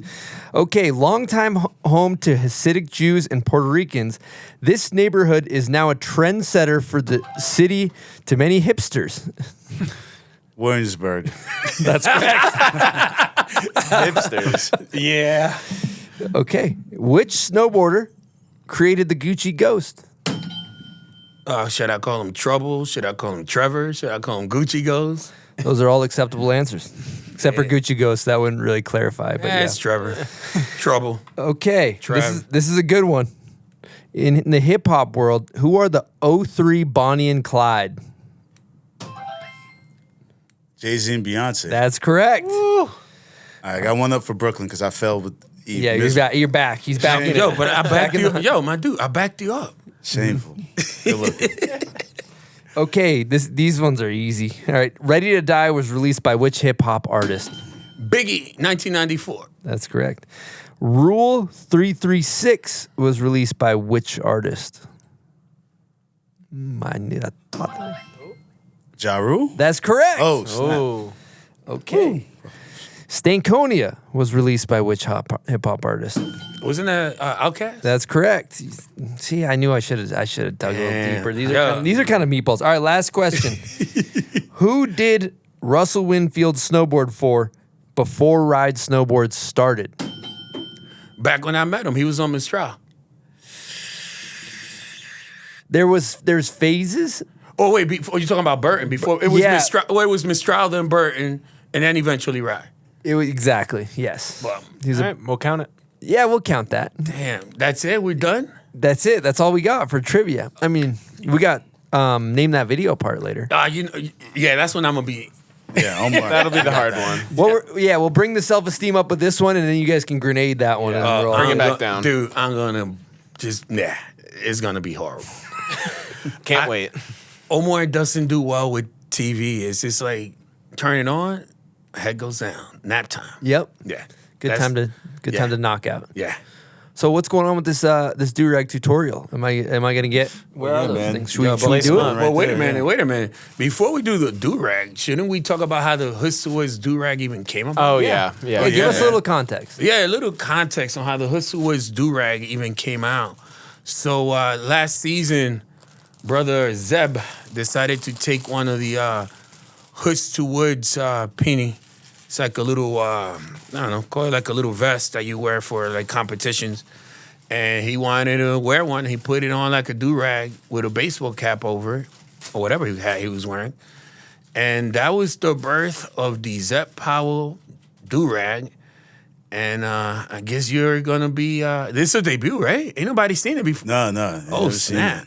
It's being debuted at the bomb hole. So this is it. Ain't nobody seen it. So look, I still got my hand ready to buzz something. We're done. Yo, we got an extra You never one? know. Could come in handy later. Wait. Oh, there's another. We got an yeah, extra there's one? right here. Yeah. Yeah. Give me the tutorial. I never put a do-rag on Dak, before. you doing the tutorial? Yeah, man. But should we explain why the do-rags even exist? The 'Cause backstory from like 14 years ago? Yeah, well, yeah. Take it back to where the original do-rag story came about with Hoods to Woods. Yeah, so like, we touched on it in the beginning. Like the first day we get to Mountain Creek when we had like 4 kids and the Chisholm brothers, and they came up to me and they were like, "Hey, Mr. Decker, do we have to take off our do-rags?" And I'm like, "Are you applying for a job today?" They're like, "No, we're not applying for a job." So what are you doing today? Snowboarding. So be yourself. Would you wear a do-rag if you apply for a job? Like, no, of course not. You're snowboarding. And back then, the kids were steezed out with tall tees and baggy. All that stuff is like hip-hop fashion. I said, you're going to see these kids out there. They're going to look at you and see your swag, and they're going to be like, yo, that's dope. That's tight. You know what I mean? So I always laugh because I remember I used to watch all those old school snowboarding movies with like J.P. Walker. And there was a scene where like he had the cornrows and the do-rag and he was like trying to be down. And at the end of the movie, he saw these 2 brothers like, yo, what's up? And they just started like stomping them out. You know what I mean? So I just laugh at it. So it's just like one of those things where it's just like, yo, man, you ain't got a code switch. You could just be yourself. So let's get this tutorial down. So I'm guessing I start with it on the head. Oh, yeah. Yep. Bing Am I bong. on There you go. target? Okay. So There far, you so go. good. Yep. I mean, throw it on. Boom.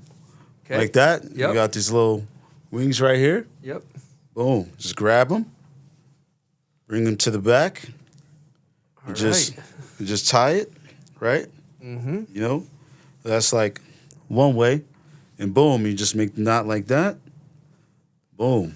Just go hat over. I think I got to do it like a double Bang. knot. Yeah, you could do like a double. Yep. Yeah, to Wow.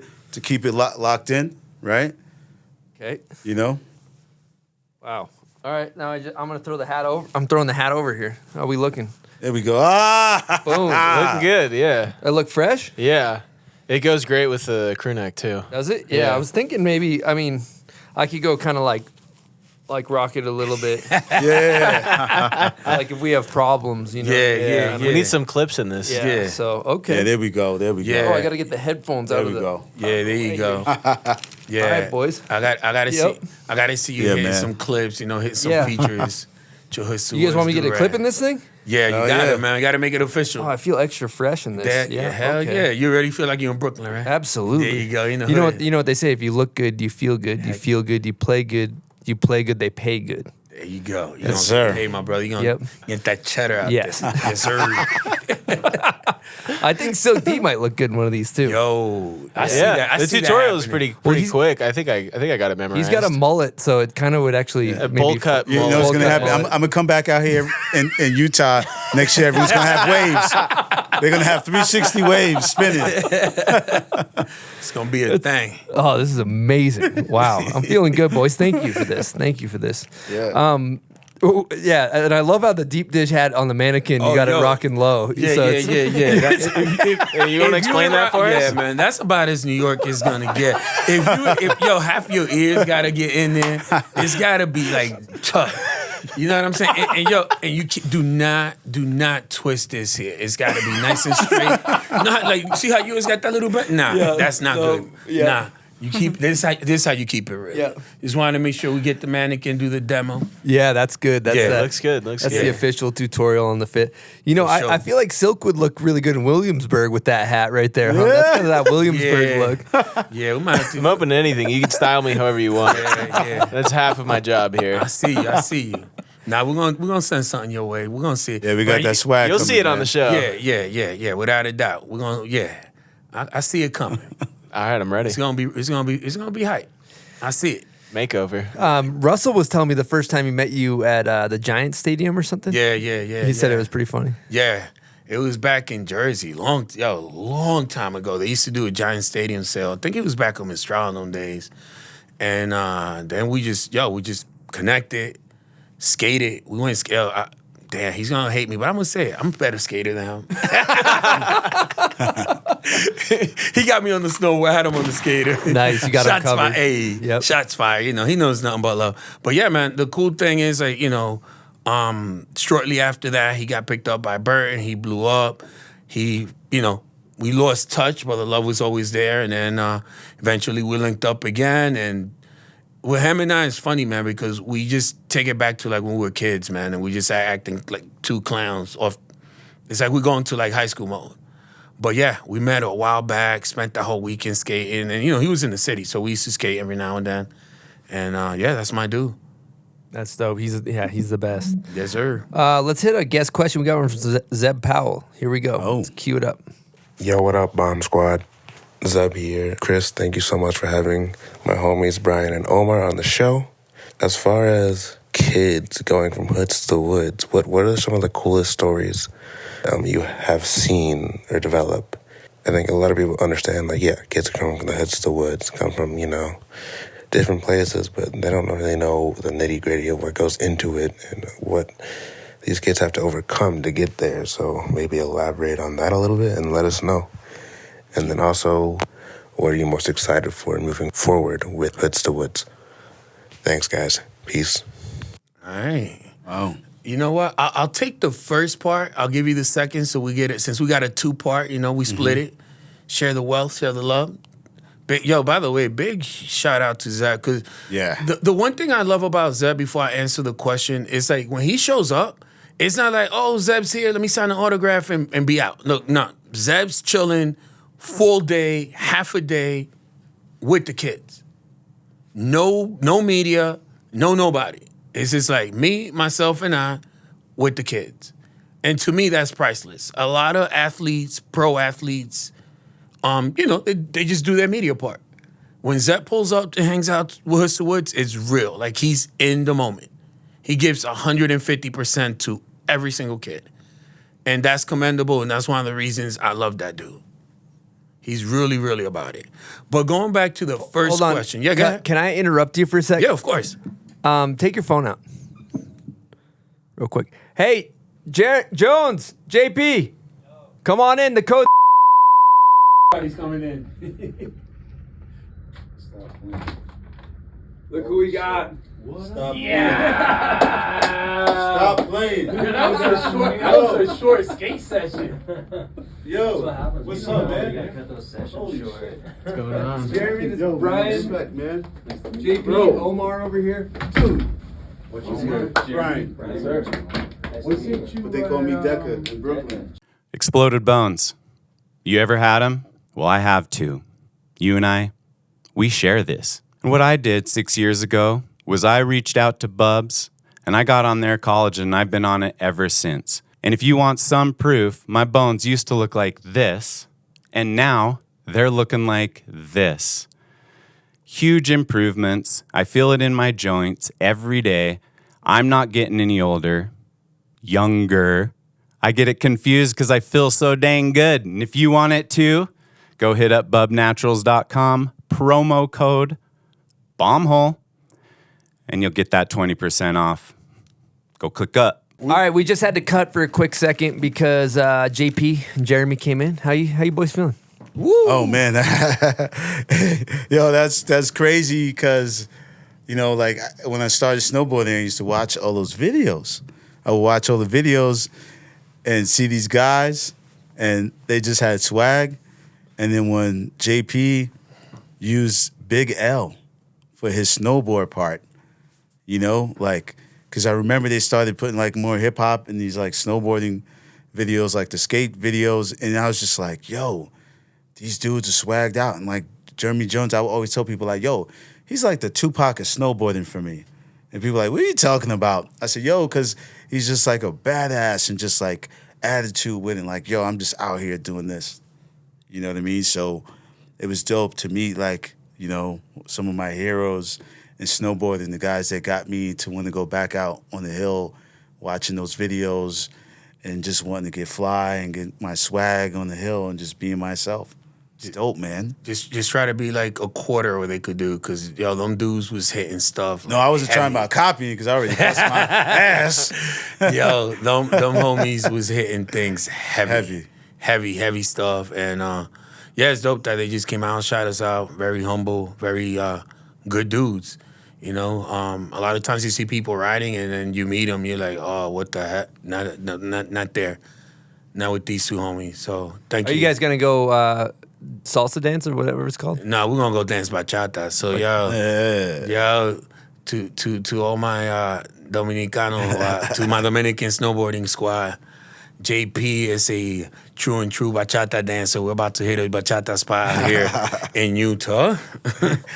Straight up, JP, like, I'll be like, hey, do you want to snowboard tomorrow? He's like, man, I got a bachata thing I'm going in tonight. So I'm going to be tired in the morning, man, because it's like we're going to be dancing from like 11 to 1 a.m. or 2 a.m. Yeah. Like he is about it. Yo, that's dope. That's what's up. It's crazy. Yeah. No, that's what's up. And guess what? We're gonna take some salt for the morning. We're gonna go dance bachata with JP, and there you go. And I'm gonna just take a salt and wake up and go ride. I like that. That's a good plan. You know, that's the only plan, man. There ain't nothing else. So Dominican. I want to hear about this Dominican snowboard day. I saw some of the footage at Mount Snow. The Dominican squad. I mean, it started out with just myself, my man La Máquina, aka Rob the Machine, Lenny, who happens to be LJ Enriquez's dad. So, you know, a handful of Dominican dudes from around the way in the East Coast, and we all started riding, just chilling, vibing, whatever. I mean, you know, when you find people that have something in common with you, it just makes it special. Because it's like jokes from back home and things of that nature that we could relate to, that we could crack a joke and you probably wouldn't get it because you're not Dominican. So it was that cultural aspect. Like, snowboarding is one thing and as dope as it is, but now you're doing it with people that you have something in common with. It takes it to like another level. It's even more fun. Like, I remember my son being young and he goes, Dad, I love when I ride with the Dominican guys because when I go back to school, my tummy, it hurts from laughing the whole day. So, that's what it is. It's a whole bunch of dudes from the same culture, same background that have a love and appreciation for snowboarding. And about 5 years ago, my boy Pedro, big shout out to Pedro because he's the head of DSB, Dominican Snowboarders, although he's going to hate me for saying that. He was like, yo, it's going to be DR Independence, which happens to be Feb 27th. And he's like, man, if we was back home, it's going to be lit. There's some parties. Yo, JP should go out there for that. There's a lot of bachata dancing. The whole night. The sand, pull up, the beach. JP, pull up. The sand, the beach, the lakes. It's a big party. And he's like, yo, we should do something. And, we normally ride at Mountain Creek. So he goes, yo, no disrespect to Mountain Creek. That's our home. Let's do something special. Let's go at least to Southern Vermont. So we decided to go to Mount Snow. So 5 years ago, about 10, 15 Dominican cats decided to go to Mount Snow. Fast forward 5 years later, you got like 100 Dominican heads and just keeps growing. But what's dope about that is that there was other Latin people there as well. So it's not like we're segregating, oh, it's all about Dominicans. Like, nah, come on. So anybody who wants to come out for, the Dominican Ride Out Day, we'll put it out on our gram and just pull up, hang out. And it's a fun time. We're out there, we're riding, representing our Latin culture, our heritage. We're proud of it. And we all just get together and have a freaking hell of a time. Because one thing I could tell you about Dominican culture, you got one Dominican, you cool. You got two, it's cool. You got three or more, it's a guaranteed party, bro. Dude, straight up, I went to Miami earlier this winter. My dad was down there. He fucked his hip up, and he had to get surgery, and he was kind of depressed, and he couldn't go back to Massachusetts, where I'm from. And so I was like, you know what, I'm gonna jam down there and hang out with my dad. And I was like going out to restaurants. We only go to cold places, like as snowboarders. I don't ever go to warm places. But it's very Latin culture. You've been down there, I'm sure. Yeah, of course. And I noticed like it almost just seems like Latin culture, they just seem to have more fun than we do as white people. Like I was just like, look, everybody's hugging each other. They're dancing. Everybody's happy. Like everybody embraces each other. There's like so much more. I don't know. The energy just seemed lighter and more fun and more excited and not so like, stiff guy. Like. You know what I'm saying? Big time, yeah. That's what it is. I think it might have something to do with the weather, right? You got like a sunny place, and it may rain, but like after an hour or two, it stops, and the sun comes back out, and it's like, I say somewhere between 85 and 90 degrees, like the entire year.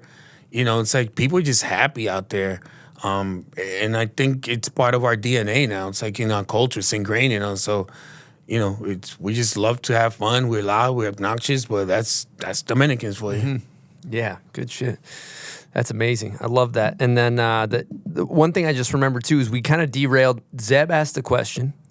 JP and Jeremy came here. We were talking about Zeb, and then I almost want to go back to talking about Zeb and what he's doing for snowboarding, because I think he's doing more for snowboarding than anyone. I think out there, period. Like, just because in my experience, I've been around a lot of like famous top tier pro snowboarders and been around the mountain with them, but there's nobody that people come up to and are like fanning out. No matter anywhere he's riding, people are yelling, but they're not coming up to him and they're saying, I love your X Games run. I love your trick you did. It's black and brown people coming up to him and saying, hey, I started snowboarding because of you. Yeah. And the thing with him is that he does it in his own unique way. Like he's his own style, he's his own person. But I think he's also very for the people. He's very approachable. And I think that is also seen and translated, because if you're good, you could be the greatest snowboarder, but if your attitude sucks, black people are going to be like, yeah, he's good, but he's whatever. He's this, he's that. But that's not Zeb. He's very approachable. He'll give anyone time of day. And I think people see that and they gravitate towards that. And that's why I think pro athletes, all these different people that you normally wouldn't see on the snowboard are now getting on the snowboard. And he has been that catalyst, that light. And he's taken on that role at such a young age. And he's behind like every non-for-profit, us and anyone else that he could get involved with. He does. He's out there trying to make that difference, and I think it comes from the heart. It's real, and it's not anything that anyone is paying him to be or do. It's just him, his nature, and being around him, you see it. Like if whenever he and I want to have like time, we have to go off the beaten path, away from anything that has to do with snow, because if there's anything related to snow, no matter what color, what gender, even skiers come up to him. And it's little kids, it's grown adults, it's black, it's white, it's everyone. And I think it has to do with the energy that he puts out. And he's all about uniting everyone, and it shows. Mm-hmm. You got anything to add to that, Brian? Yeah, man. Omar, he just hit it on the nail on the head, like 100%, you know, as a human. And I just like to see the kids get hype because they see him on television. And it's like, yo, he's coming to ride with us. He's riding with us. Like, yo, he's a human just like you, you know? So when Omar said he's for the people, like, he is for the people, you know? So for the kids to look up to him and for him to want to be a role model, because a lot of people, that's a choice because you really don't have to. You know, you can just come around for like photo ops or whatever, but no, he's like there. He makes time. He's like, all right, I'm going to pull up and like ride with the kids, you know? So that's dope for me to see that full circle from the moment of just having like 4 kids in Omar's car to like having all these kids and see Zeb come into the game and, you know, inspire people to want to get out there. You know, like I got into it because I got lucky. I went to college and classmates said, yo, you should try it. And I got into it. And 100%, 1,000%, if I would have saw like Zeb, I'd have been like, oh, snap. You know, because back then it was like no social networking. It was like, yo, you had to see it on the video. If you didn't get a video part, like we didn't get to see it unless we ran into you, you know, out on the mountain and stuff, man. So shout out to Zeb, you know, and all the people before him. You know, rest in peace, Ben Hinckley. And I was lucky enough to meet him through my homeboy Khalid. And he picked us up from the airport in Denver.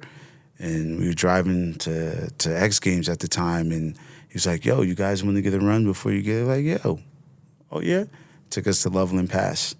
Just jumped out the car. Like, that was dope, man. So shout out, you know, to everyone, you know, before Zeb. Shout out to, you know, Russ. You know, huge, huge, huge shout out, you know, because what he did for us with the project, with his board, you know, giving us the proceeds, some of the proceeds from the sales to help us get these buses and get these kids out there, man. So, you know, I think Zeb just carries that tradition, man, and we got so much love and respect for him.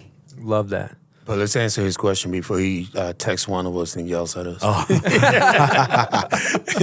So he wanted to know, in my case, a story about one of the kids and the determination and just a story.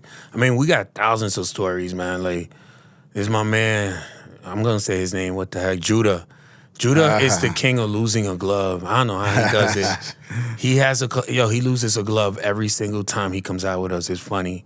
So, but yeah, now going back, I mean, I've seen kids, like, there's one, you know, I'm not going to mention names, but I've seen one kid that literally took 4 buses out of Brooklyn, or how many buses he had to, because he knew we were running a session and he had an opportunity to get on snow. So this kid figured out how to get from Brooklyn to Jersey via mass transit just to get an opportunity to ride. And at the end of the day, if you think about it, all these kids got to be commended because the mountains are not down the block. They're in the city. They're getting up crack of dawn. So they're all committed.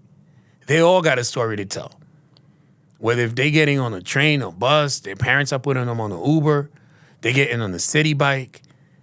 You know, they're all hustling to make sure that they don't miss that bus. But to me, it's like seeing a kid that all of a sudden he heard that, oh, wait, Hood to Woods got a program? And although a bus wasn't, because that's the thing, let me give that background. We were running a program out of New Jersey. So the bus that was coming was with New Jersey kids. A kid got hurt playing football. So a slot opened up. And he's all the way out in Brooklyn. There's no bus coming from Brooklyn. But he knew that it was a slot open for him to get on snow because another kid, unfortunately, got hurt playing school sports. And this kid found a way to get to what he loves. I mean, if that's not having, you know, like a love for what we do, I don't know what is. Beautiful.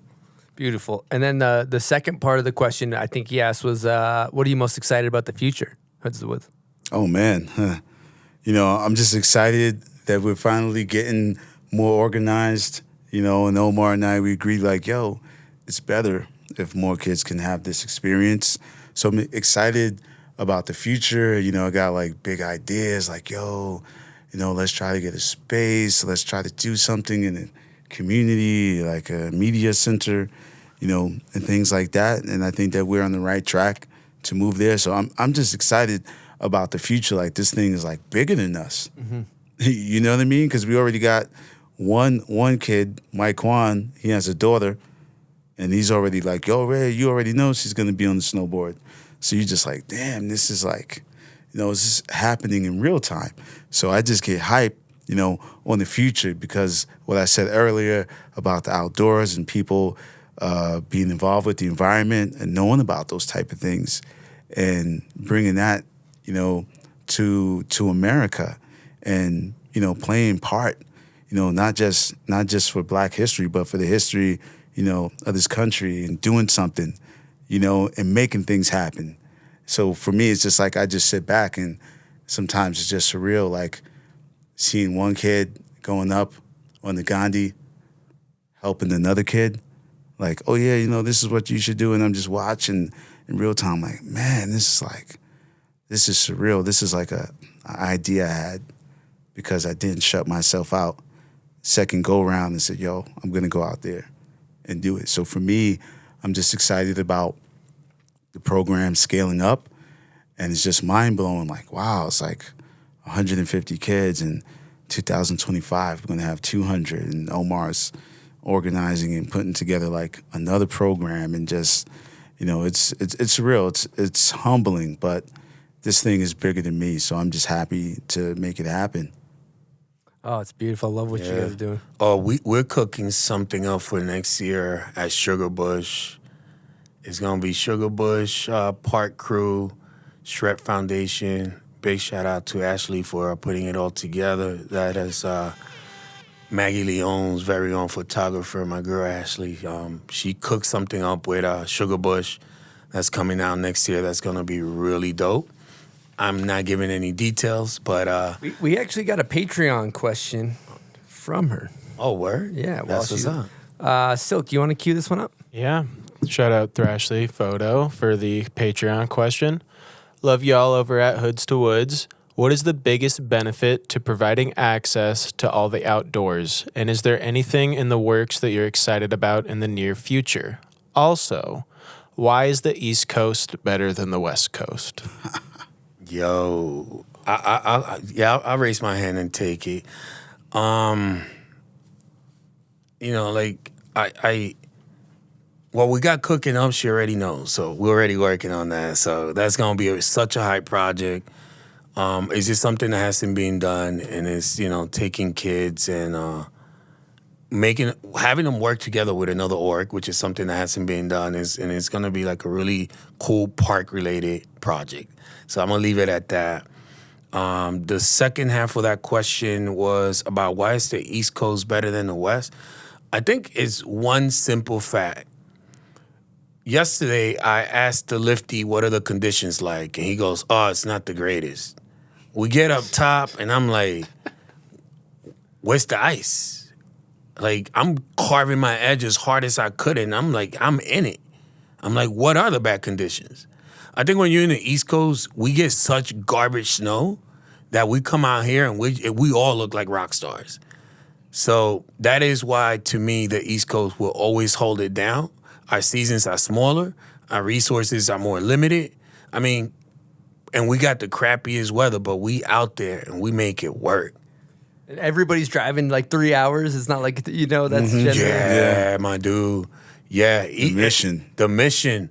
And if you really want, I mean, if you're in the city and you're trying to get some decent snow, you're going at the very least like Southern Vermont. So you're looking at a good 4.5, 5 hours, you know, if you got a heavy foot and you do nonstop flights like I do. You know? So, yeah, man, there's no comparison, man. Like, we just got, like, the worst conditions. And when I hear people out here complaining about, like, oh, the snow's not the greatest, I'm like, nigga, please. Let me tell you something what happens. When you move out west, you get soft. That's just, it's just what happens. I remember chucking on the ice, but you have so many of these days that are days of days that when it's not even a day of day, you're like, it's whatever. You're like, it's better than any day the entire season on the East Coast. For sure. But you get Dude, when I came back from my first time at Baker, people were like, yo, you want to go out? I'm like, no, I'm good. Like, what? I don't want to go. It's like, why? I looked at the conditions and I'm good. You know, I just came from a place where, like, you know, one day is like 4 days, 5 days. Oh man, get the fuck out of here, man. Oh, it's whack. Oh, you know. So like, I understand, you know, the mindset, you know. But like, East Coast snowboarding is definitely like an attitude. It's like an attitude where, like, the mission, you got to want to be there. You got to want to be there, you know. And living in the city where the cost of living is a little bit higher, so having a car is not a necessity because it's going to cost you more. Freaking parking tickets in New York is like crazy. You know what I mean? So it's like, how can I get there if I don't have a car? Oh, got this bus. I got to get down to the bus stop. So, you know, for me, you know, I think, you know, I love. I'm gonna keep it real. I love both coasts. You know what I mean? It's like West Coast for me is the Shaolin Temple. And East Coast is like the freaking battlefield, the battleground, where we got to fight for this, man. We got to, like, you know, ride on some crazy, like, crud and just go through it and just do it and just get tough. And then and West Coast will hand your ass to you as well, because it's bigger mountains. You know, you're getting leg burn, and then you're like, oh, I never had a powder day, and you get powder and you get stuck like 4 or 5 times, and it humbles people. But then when you learn how to ride powder, you're just like Omar said, you're like a hero. You're just like out there, you know, and then you get to the point where you ain't even got to fucking set your bindings back. And you're like, I got this, you know, like, okay, this powder's a little bit wet and heavy. Oh, this is dry. And you go back to the East Coast and it's just like, I don't care, man, because I just started, like, appreciating every single day I can be outside. If it's like on the East Coast or the West Coast, man, it is a blessing to be out here. It is such a privilege to be able to get to the mountain and enjoy it. Yo, real talk. This is the first time I've ever seen you being political correct. Really? Dude, you are forever like, I'm on this side or I'm on that side. First time I ever seen you being like, oh, both sides are fine.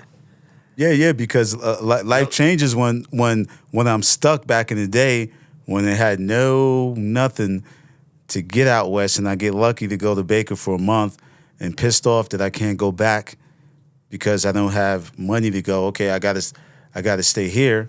You know, now it's like, oh, things are opening up now. You know, now we have access. Now I can go out here. But like this was like my 50th birthday this month. And I told myself, no more excuses. Like, money, time, get out there, you know, try to get at least baseline 20 days. Ride, stop looking for this, looking for that. Just go out and just have fun. Even if you ride for a half a day, it counts, you know? And just being happy, like I said, the art of nothingness. I'm outside. I can be elsewhere. I made it to be 50 years old when a lot of my friends didn't make it this far. You know what I'm saying? Or some people just came home from jail like 5 years ago, 10 years ago. And I'm out here like having fun with like a piece of wood. Yeah. Come on, man. You know, but like East Coast, that's the stomping grounds. That's where I'm from. That's where my roots are. But man, you get some freaking fucking champagne powder and you rooster tail. You go out to Hokkaido and you're like chest deep, making turns, going through the trees. Ah! You can't see shit, like, ah! And just losing your mind, man. That shit just give me hypes. I'm sorry. You know what's refreshing talking to you fellas is like, our circle's pro snowboarders. So they're like, we're so fucking deep in it for so long, and snowboarding has been such like, it's just like really all that we know more than anything for a lot of us. And like, I'll be riding with somebody and they'll be a cab 9 and they're pissed off that they grabbed for half a second instead of like you know what I'm saying? Like they did it perfect. Yeah. But they're like, I didn't hold my grab long enough. That was trash. That was fucking horrible. And they're pissed off that they just did it in St. Cab 9. And then listen to, you know, the flip side of the coins, like, you know, the art of nothingness and being happy. Just going and riding is a beautiful thing. And I think about, I haven't linked up with you guys, but the one time, I think Burton Chill program was out at Woodward. No, it was at Park City Mountain Resort a couple of years ago. And just riding with the kids. They're like, hey, we're going to link up and ride with the kids. And I ended up just finding this one girl, and she was just learning, and you're like holding her hand as she's going down, and then you're letting go and she's doing it. And you're going down a bunny slope that's flat. Flat, yeah. It's fucking flat, dude. And it's so funny because you feel better. Like my day was so much more enriched, and I felt so much more like spiritually full after just watching this girl not even really turn, but just stand up and go down a bunny slope. And normally you think, oh, I want to go up today. I want to do a switchback 7 nose grab. That's my goal. I'm going to do this trick. And it's like, but it's really, I never think about, it's really refreshing talking to you boys. And it's like, that's what it's fucking about. And I would love to hear you guys elaborate on like seeing people make their first turns and how much it means to them. Yeah, man, that's you know what's the beautiful thing about when you teach someone to make their first, second, eventually even linking their turns, is that part of you lives, right? Eventually we won't be here, but that kid will never forget who showed him how to accomplish that goal. Mm-hmm. And I think that's the beauty of it. It's like an extension of you lives to that person I just learned. And their reaction, their joy, that aha moment when they start linking the turn is priceless, man. The emotions are real because they're battling. Just like you're on the street, you're out there in the street and you're trying to get that clip and you battling that rail. It's the same battle. The battlefield might be different, but it's still the same battle. It's the same fear. You could get wrecked just as hard. Dude, you don't know how to use an edge and you put that front edge, you're going face first. So people don't see it that way. But a beginner snowboarder and a pro snowboarder are a lot more alike than people realize. The margin for error is very small in both. And both of them could get you wrecked. One more than the other. But at the end of the day, you could get hurt doing either or. Mm-hmm. But to me, like I said, getting anyone to learn, I see it as an extension of me. Part of me now lives with them. And I've experienced it because there have been kids that are now adults and I will get a random text or a random email or whatever. I mean, whatever. It's snowing. I'm thinking about when you showed me how. And that's priceless. Love that. That's beautiful. There's also an art to teaching people it's actually like undervalued, I think, or I think I personally undervalue is when you teach somebody, it's kind of challenging. I remember I was snowboarding with a friend and they were a skateboarder. They're a really good skateboarders. So I was like, oh, we'll just strap them in and they'll go. And we get up and he's like, yo, how do you turn? And I was just like, I mean, I could tell you what you're doing wrong on like a 270 probably because I could watch it, but like a turn is like, it's so fundamentally, I don't think about it that I couldn't articulate what to do. I was like, you just turn. Like, I don't know. I don't know how to explain it. But you guys, like, teaching people how to turn there's an art to that as well, right? There's an art to it from various angles, right? I always say there's a difference between a doer and a teacher. Yep. You could do and you can teach, and gifted are those that could do both. Mm-hmm. I think that the hardest part of teaching is that there's no one size fits all formula. Mm-hmm. People learn differently. And you got to analyze your student, their method of internalizing your what you're feeding to them and how they could project it onto the snowboard. So I think that's the most challenging part. That if you come at it from a mindset of, well, this is my lesson plan, this is what's going to happen, this is how I'm going to do it, and it's going to work out. No, hell no, it ain't. Because a person could be, there's people that tend to like lean or towards more like, like heel stop, toe stop. And Some people skate, regular and ride goofy. There's so many weird mixtures of things. Some people are visual. So you got to go and demo, and then they could practice it. There's some people, like the young lady you were teaching, you got to hold their hand and give them their comfort. There's people that you have to like break it down in every minute detail. And you also have to think about who is your student. If it's a kid that he's in a football team, he is an athlete. He's in good shape. He could, he can handle it. If it's a kid that's a skater, he understands a lot of it because he could translate. If it's a kid that's a gamer, that's a whole different story. So you really can't just come at it with like, this is my plan and it's going to work and it's going to be flawless. Nah, it's not. You need to analyze your student and figure it out because no one lesson is ever the same. I don't teach anyone the same. It's a unique experience. It's like you go off a hit. It's the same hit, but every time you go off of it, you're gonna get something different. Mm-hmm. Yeah, that makes sense. Yeah, I like that. Not a one size fits all situation. Never. By the way, did we get all of Ashley's question answer? Did we miss anything? I think you guys got it. And I think we kind of previously covered a lot of this stuff. Hey, I want no beef with people, Yep. They paying for their calls, Yeah, seriously, thank you so much to all of our Patreon members too, because it's huge. People that support us, we couldn't do it without you. That it means a ton. But yeah, changing gears, I think it would be cool to talk about potentially, bridging the diversity gap, especially coming from you guys, because I'm a white dude, and it's a sport that is mainly white dudes. So my experience is 100% different than yours, and I would love to hear you guys elaborate on that. Yeah, man.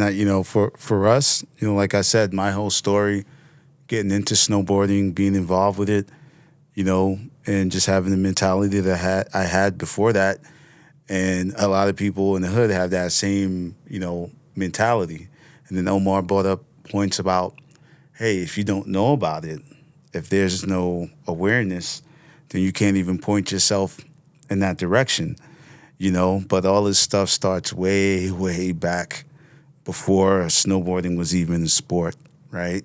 When the first African slaves came here to this country, and then emancipation, and then Jim Crow laws, where you couldn't stay at this hotel, you couldn't go here, you couldn't go there. You know what I mean? And then redlining, don't sell a house to this person. You stay there, and devaluing your community where you are and not being able to accumulate generational wealth, right? And the small amount of people that did, shout out to the National Brotherhood of Skiers. They're like an organization that has ski clubs in every state, and they've been around since the freaking 30s. and 40s going out there to the mountain. And that club started because people felt safer in numbers. You know what I mean?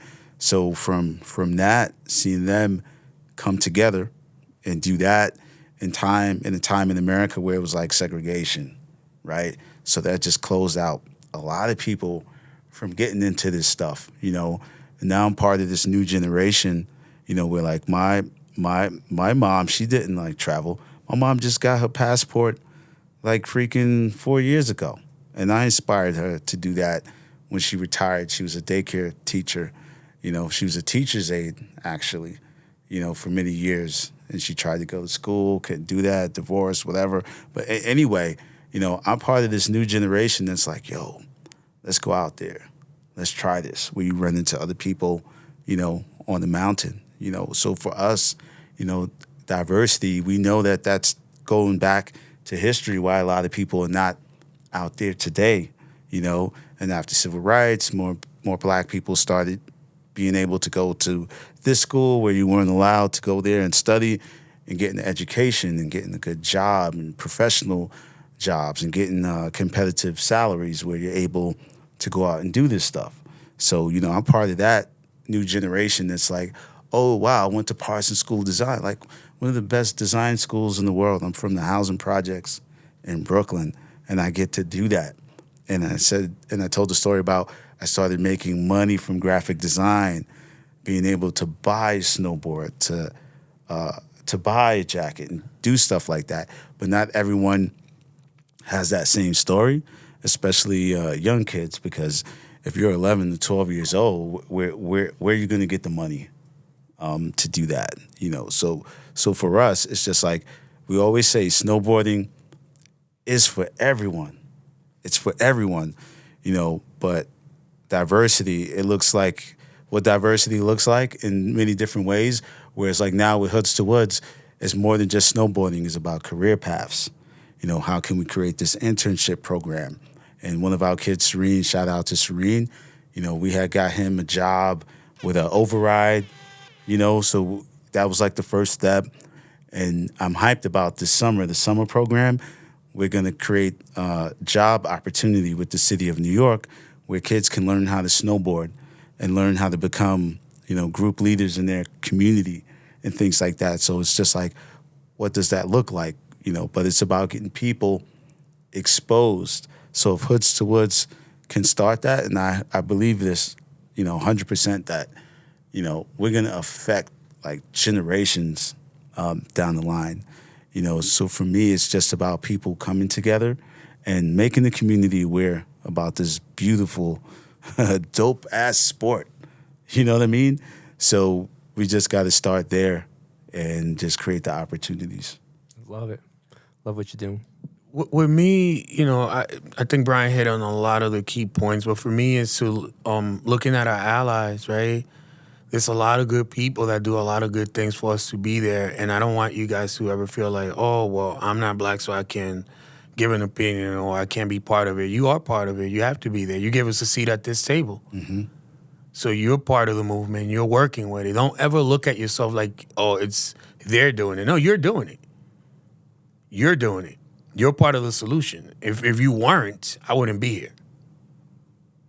And that's what I want a lot of the people that are listening and watching this that don't look like me to understand, that as long as you help in a cause in any capacity, you are part of the solution, and that's what we need. And that's how it's going to change, and that's how it's going to be what we all want it to be, where it doesn't get to a point where whoever is there is because they want to be there. Not because they can't, not because someone's holding them from being there, not because somebody's being racist or what have you, but because, you know, they just chose to be there. And it's no different than anyone else is there. If you're there, it's because you want to be there. And that's where I wanted to get to. Yeah, and it's like the presence of Zeb. When Zeb said people came up to me and was like, yo, I got into it because of you. Because that's just like, oh, there's no doubts about it. That's on television. What Omar and I are doing in New York, it's kind of like people know, but I mean, X Games, that's a huge platform, right? People see that and like, oh, wow, okay, there's no doubt in my mind, I'm going to go out and do that. You know, so Zeb being there, and even Zeb realizing when people were coming up to him like, wow, I didn't really see it that way, but now I see how important, and then he takes action about it, you know. And like Omar said, you know, like coming out to Utah, bomb hole, like, yo, guys, come out here, you know, and get exposure, you know, for our mission, you know, and letting people know about it. And then mentioning other organizations as well, you know, and it's important that we have allies because, you know, like I said, man, it goes back into the history, you know, in this country having allies and like, you know, Underground Railroad, you know, people like, yo, stay here, we're gonna help you. Like, yo, abolitionists, like, yo, this is whack. We gotta do something about it. You know what I mean? So it's just us as a community working together, like, what are we gonna do to change the future? Well, I can't appreciate what you guys are doing enough. And I think when I hear you guys speak on it, what like comes up for me is I'm like, the energy of bringing the kids and going, I'm like, I want to get in the mix. Do it. How to get in the mix? How do we get in the mix? You know, because it seems like it's just good vibes. It's just good. Just do it. Yeah. Find out what's around you. Mm-hmm. Ask how you can help. You know, if you're not a snowboarder, I'm quite sure you have some sort of skill that any organization could work with. Yeah. Just offer your time and your presence, and that's a start. That's all. Just get involved. Totally. Yeah, and I think we partnered with Nitro for this. Just a quick plug on that. They give us the layers board, which is here. It's Dope. in Jules's office, and they gave us a nitro ukulele randomly branded, and then a nitro the Layers photo book, and we're basically going to put that on our website. We call it a sweepstakes, but you can essentially purchase a ticket on there, and then all of the proceeds will go to you guys, and then it'll be, it's a drop in the bucket, but it's a cool way people can support from our site to support Hoods to Woods, and then we're gonna pick the winner. We're gonna pull 5 names out of the hat, and we're gonna put all 5 names on the ground. And then we're gonna put dog bones on each name, and we're gonna let Phil the dog pick the winner. So whatever that's our technique for that. That's Dopeness. dope. Yeah, I like that. And then if people want to support in other ways, what's another good way to do it too? Oh man, other way of doing it is donating. Yep. Of course, donating, right, and then volunteering, right, and then sharing. If you see something dope from an organization, wow, this is great, share it. Use your voice, use your platform, and look in your backyard, because sometimes you never know. It's always someone that may start something small with like 10 kids, 5 kids. Like, there's so many ways, like Omar said, there's so many ways to get involved, So it's just like you using your voice. Like some people, they have gear, like, oh, you know what? Oh man, I want to donate this jacket. I want to donate these pants. These gloves, this snowboard, because there's people, who are able to get new gear, constantly, and for me, like, that's like the dopeness, because it's like the upcycle, like, okay, someone else can use this, and you just save this person, $1,000 for board binding boots, so that's the best way to get involved. But if you can donate, but, be a part of an organization and do an annual donation, we have like, you can do a subscription where you can do monthly donations, $25 a month, you know what I mean? And just help us spread the word.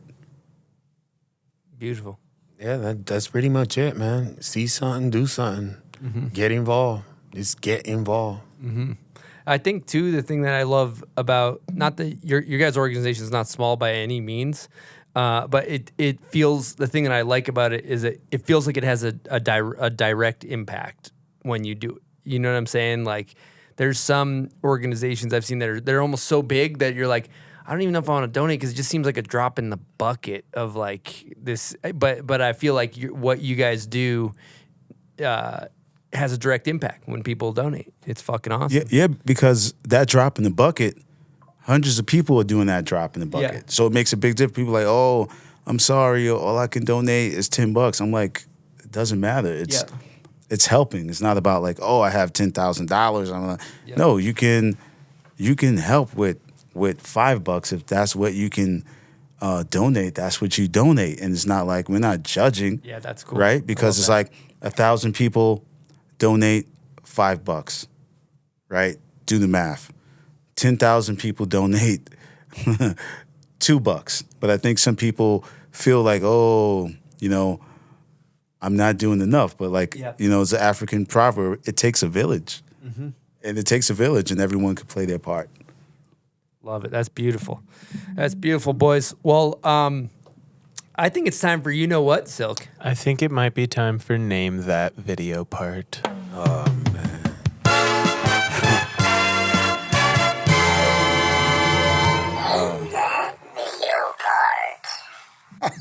You guys are looking nervous. Dude, I lost already. Yeah, I don't know. Throwing in the towel? You know what? I'm gonna give it a good old try, but I just sleep in front of TVs, man. Like, okay. I was meant for action. I'm either doing something or I'm hibernating like a bear. You're living it. You're not watching it. Exactly. Okay. All right. Here we go. Godspeed. Snakes appear.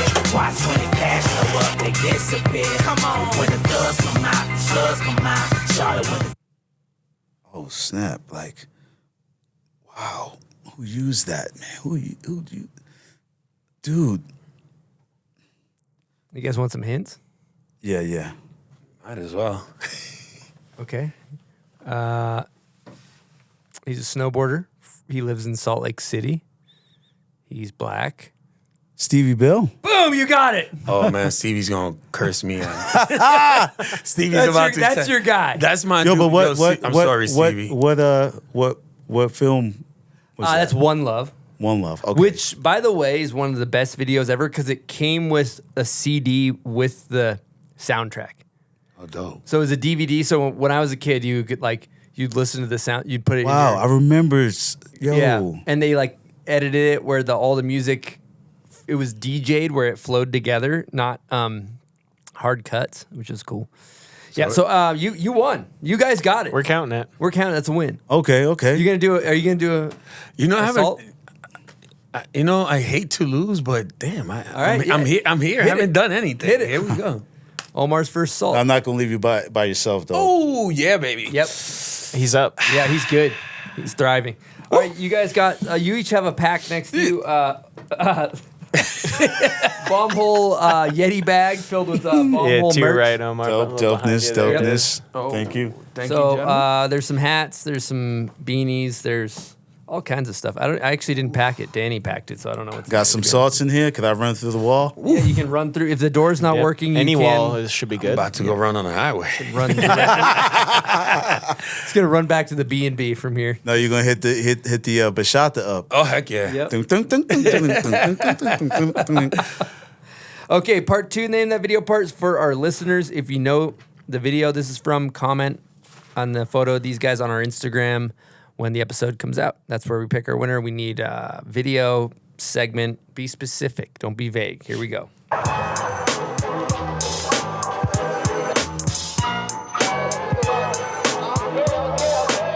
Okay, thank you guys for playing. Name that video part.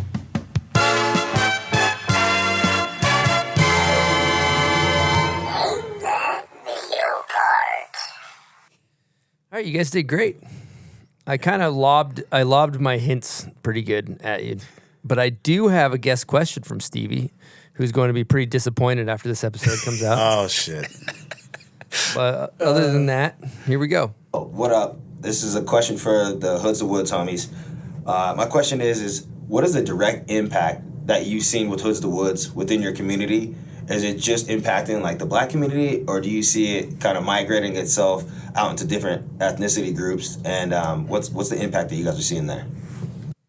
Yeah, good question, man. Yeah, no, I like the question. Well, here's the thing. Hoods to Woods not just about black and brown. It's about everyone, right? Mm-hmm.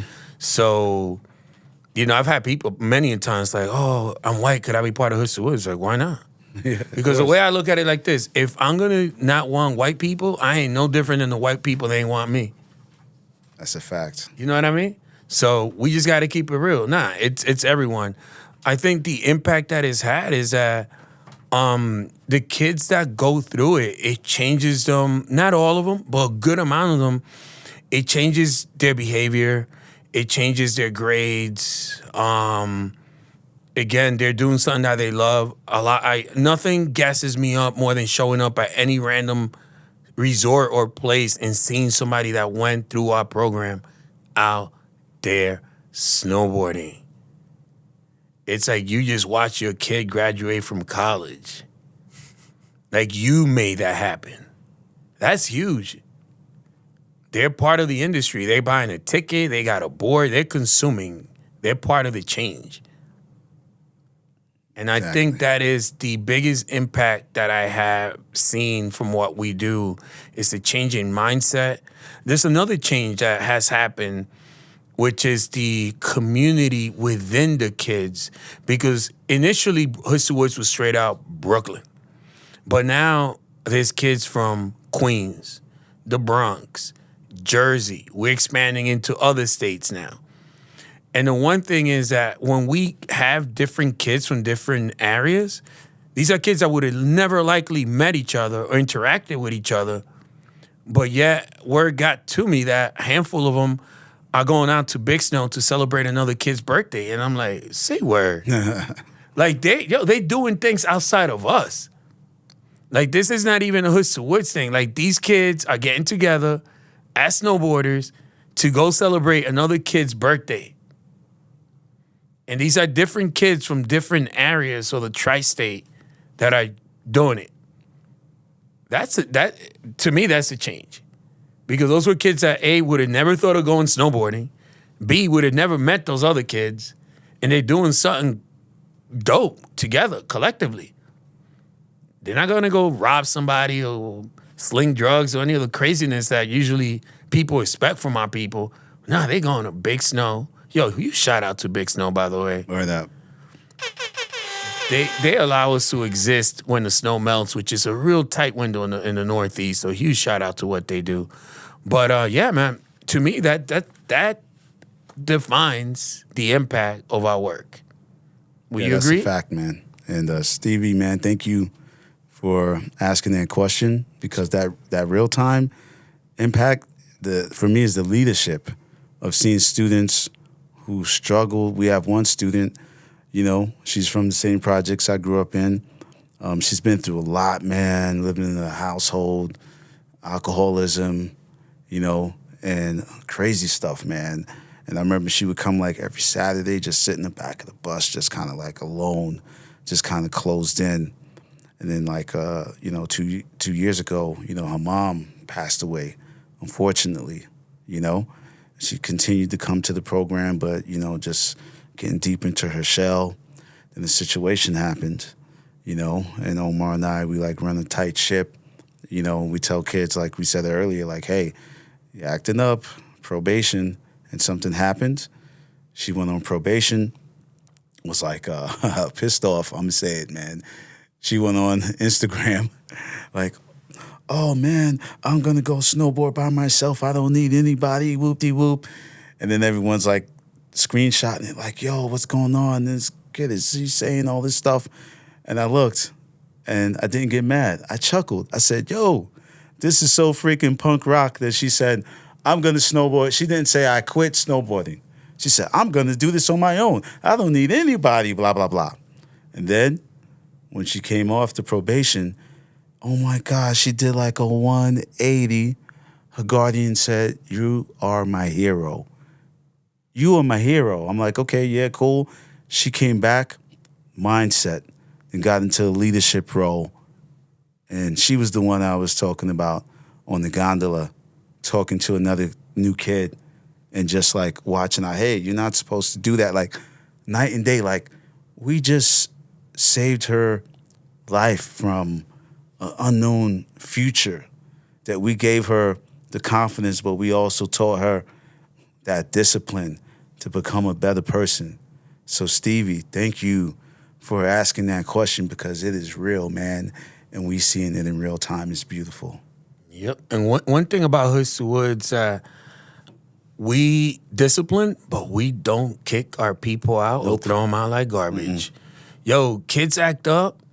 And, you know, like last year, Zeb invited everybody out. Zeb, and thank you, you know, Red Bull Zeb and the whole squad for bringing us out to Killington. Some kids acted a fool. They couldn't make it. We don't throw our people out. We don't throw our youth out. We love our youth. They make mistakes. We walk through those. We talk through those. We involve the parents. We discipline. But we don't, if we kicking our kids out, we're the same problem that exists. Because everybody gives up on the hood. Everybody gave up on every kid in the hood.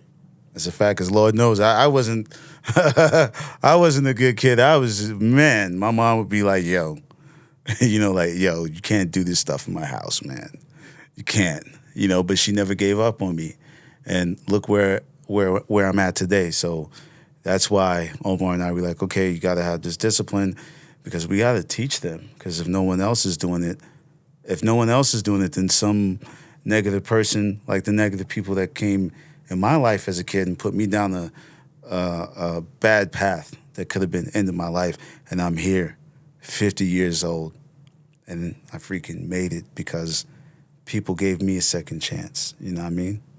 And it's not taking anything away from these parents, because a parent, you know, as a parent, you love your kid and you do anything and everything. You know, anyone that has a pet, you know, you can relate to it. You love that pet, you love that kid, you want the best one, but at times, just that love isn't enough. And we found that carrot that's called snowboarding, and because a a lot of them, they love this, and they know there's no other way for this. They're gonna do whatever it takes to make sure that they don't derail. And you know, we're loving, we're nurturing, but we're also strict, and we're not kicking anyone out, but we're not gonna put up with nonsense. We're gonna put you in check quickly. Beautifully said. Like a little timeout, and then they're back on the hill. It's amazing what you guys are doing. Now, we have another Patreon question from Josh Sullivan, and I thought this one was really interesting. I never thought about this in this way. Again, thanks to our Patreon members. But he asked, whenever we talk about inclusivity in snowboarding, we often approach it from a point of participation. But what do y'all think about reaching out to people as spectators of the sport first? The NBA has done studies that prove those who play basketball watch more basketball. I was wondering if you had any thoughts on using video premieres, contest watch parties, etc. for exposure to people from underrepresented backgrounds who might have the means to get involved with snowboarding, but have previously felt like they do not fit in. Well, I wholeheartedly agree with what he stated. And we did a watch party actually this year. We did an X Game watch party. So we believe that giving people the opportunity to see does that change. But second more, I'll give you something that occurred to me that completely blew my mind. Social media has had a really positive impact in what we do. And, you know, my corporate job, having a meeting with a colleague, in my background, I have, you know, a couple of my boards. And she goes, "Oh, you snowboard?" I'm like, "Yeah." And I see her in thought. I'm like, "What's up?" She goes, "Wait a minute, Omar Diaz. Oh my God, I never put it together." I go, "What are you talking about?" She goes, "You work with kids." I said, "Yeah." "Wait, you're Hoods to Woods?" I said, "Yeah." She goes, "My son got into snowboarding from watching Hoods to Woods on Instagram. But not only that, he got my other child into it, which eventually got me into it, which eventually got my husband into it. So now this whole family snowboards." I'm like, that's dope. That's amazing. They go out west, they travel, they're well off financially. Here's the thing that blew up, completely blew my mind. They are from Atlanta. Hoods to Woods has never been in Atlanta. But because someone was able to watch kids that look like him, he put himself in that place. Had he not seen that, maybe he would have. But the fact that he saw kids that looked like him, smiling, having a good time, was the catalyst for him to say, "Mom, I want to do this." And now here's a black family in Atlanta that snowboards, because the Hoods to Woods, that has never operated out of Atlanta. Mm-hmm. So I do agree with that gentleman's question that the visual of seeing it gives you the thought or awareness or just the hope that you could see yourself there. Mm-hmm. Mm-hmm. Mm-hmm. That's beautiful stuff. Now, to change gears, we had dinner the other night, and we were talking about the parallels of maybe music and even hip-hop culture and art and snowboarding and how those converge. And I thought you had some cool things to kind of elaborate on that subject. Oh, yeah, man. When I started snowboarding, I didn't know nothing about the history of snowboarding. So, probably like my third season, people were like, "Oh, yeah, there's mountains where you can't snowboard." And I was confused. I was like, "Why?" "Oh, it's skis only." I'm like, "But why? It doesn't make sense to me," right? And then people start telling me about the history. I start learning. I said, "Oh my God, this just sounds like hip hop," because hip hop was like a bunch of kids in the park in New York City with speakers and playing music, and police would come like, "Yo, you can't do this here." And, no one thought hip hop would take it, to where it is now. I think the same way with snowboarding too. Back in the day, people looked at it as like, "Oh, it's a fad. It's just going to come and it's going to, go away." And I was just like, "Yo, this is crazy." Because in the Hoods to Woods documentary, like I touched on that, because the documentary I didn't make it for like the skiing industry. I made it for the hood. I was communicating with the hood, trying to tell people like, yo, I had these stereotypes and walls that I put up for myself.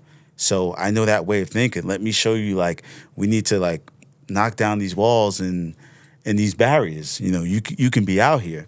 And just the culture of hip hop and snowboarding, it goes hand in hand. It's like, wow, it's like it wasn't accepted.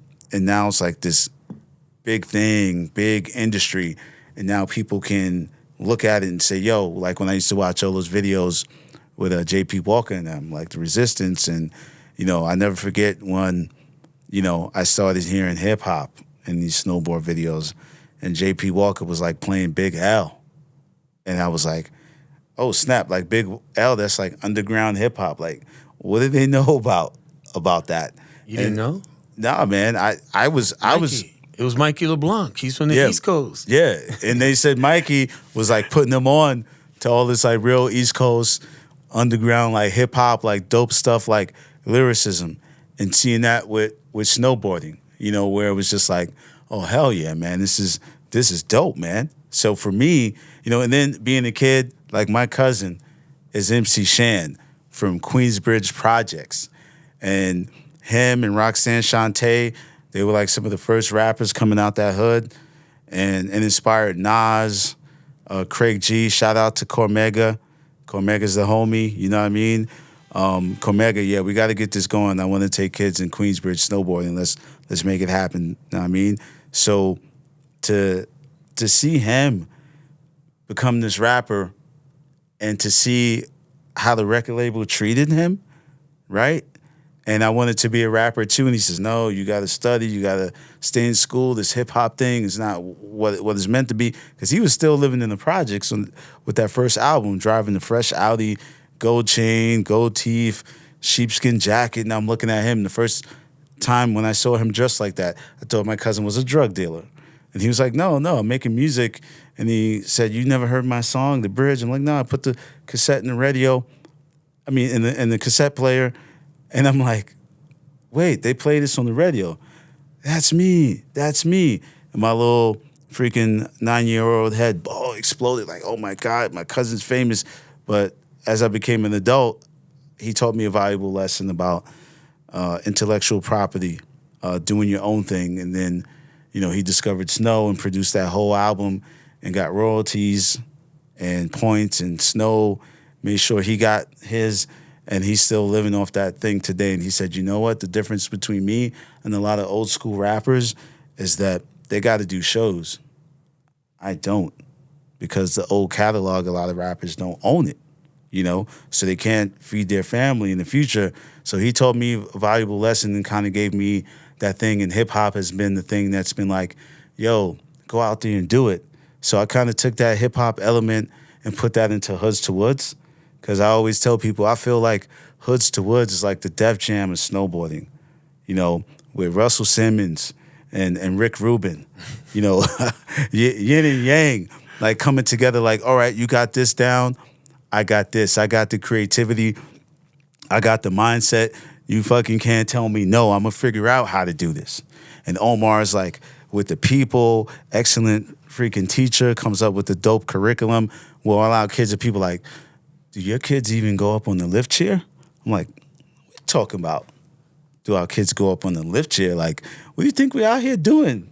Playing games? No, our kids are riding. People are like, wow, these kids snowboard. Like, duh, you know? So, like, hip-hop culture has given me that foundation as a New Yorker. Like, yo, you take something, man, and you do it, and you're like, you run with it. And you own it. Yes, sir. And the one thing with us, we ain't let nobody tell us how to do it. Exactly. It's like when hip hop came out, it was unique, it was dumb, it was their self-expression. And yeah, we snowboarding, but this is one of the few, probably not one of the handful of like black, created, ran, non-for-profit. And it's no diss to anybody else that's doing what they're doing, but we wanted to create a place where everybody could be themselves. We ain't trying to tell nobody to be nothing but themselves. And as long as we were doing that under somebody, they're going to tell us how we got to be. And we wasn't ready for that. Mm-hmm. Smart. We wasn't ready for that. It's like, nah, we going to do this. we're gonna own this, and it's gonna be what we want it to be, and there it is. Because if I did it any other way, it wasn't gonna work. It was gonna be somebody else's mission, somebody else's idea, somebody else's version. But this is our version, where Brian and I sit down, and anything and everything we do is a 50-50 discussion. Like, yo, I'm gonna do blah blah blah. Okay, cool, let's run it. Everything we do is mutually discussed, agreed upon. Let's rock with it. Whether if it turns out good or bad, we're gonna rock it. That's it. We're gonna stick with it. We're gonna do it. We're gonna trust in each other. He does his lane, and I trust him. I do my lane. He trusts me. But at the end of the day, we don't do anything without checking in with each other. And that's the one thing. Like, if you look at like hip hop, it was all about kids doing their thing. They weren't musically trained. They didn't go to any Juilliards or any of them places. They just did what they did. They felt it. That's what they did. They did what they felt. And that's what we do with Hoods to Woods. We do what feels right for us.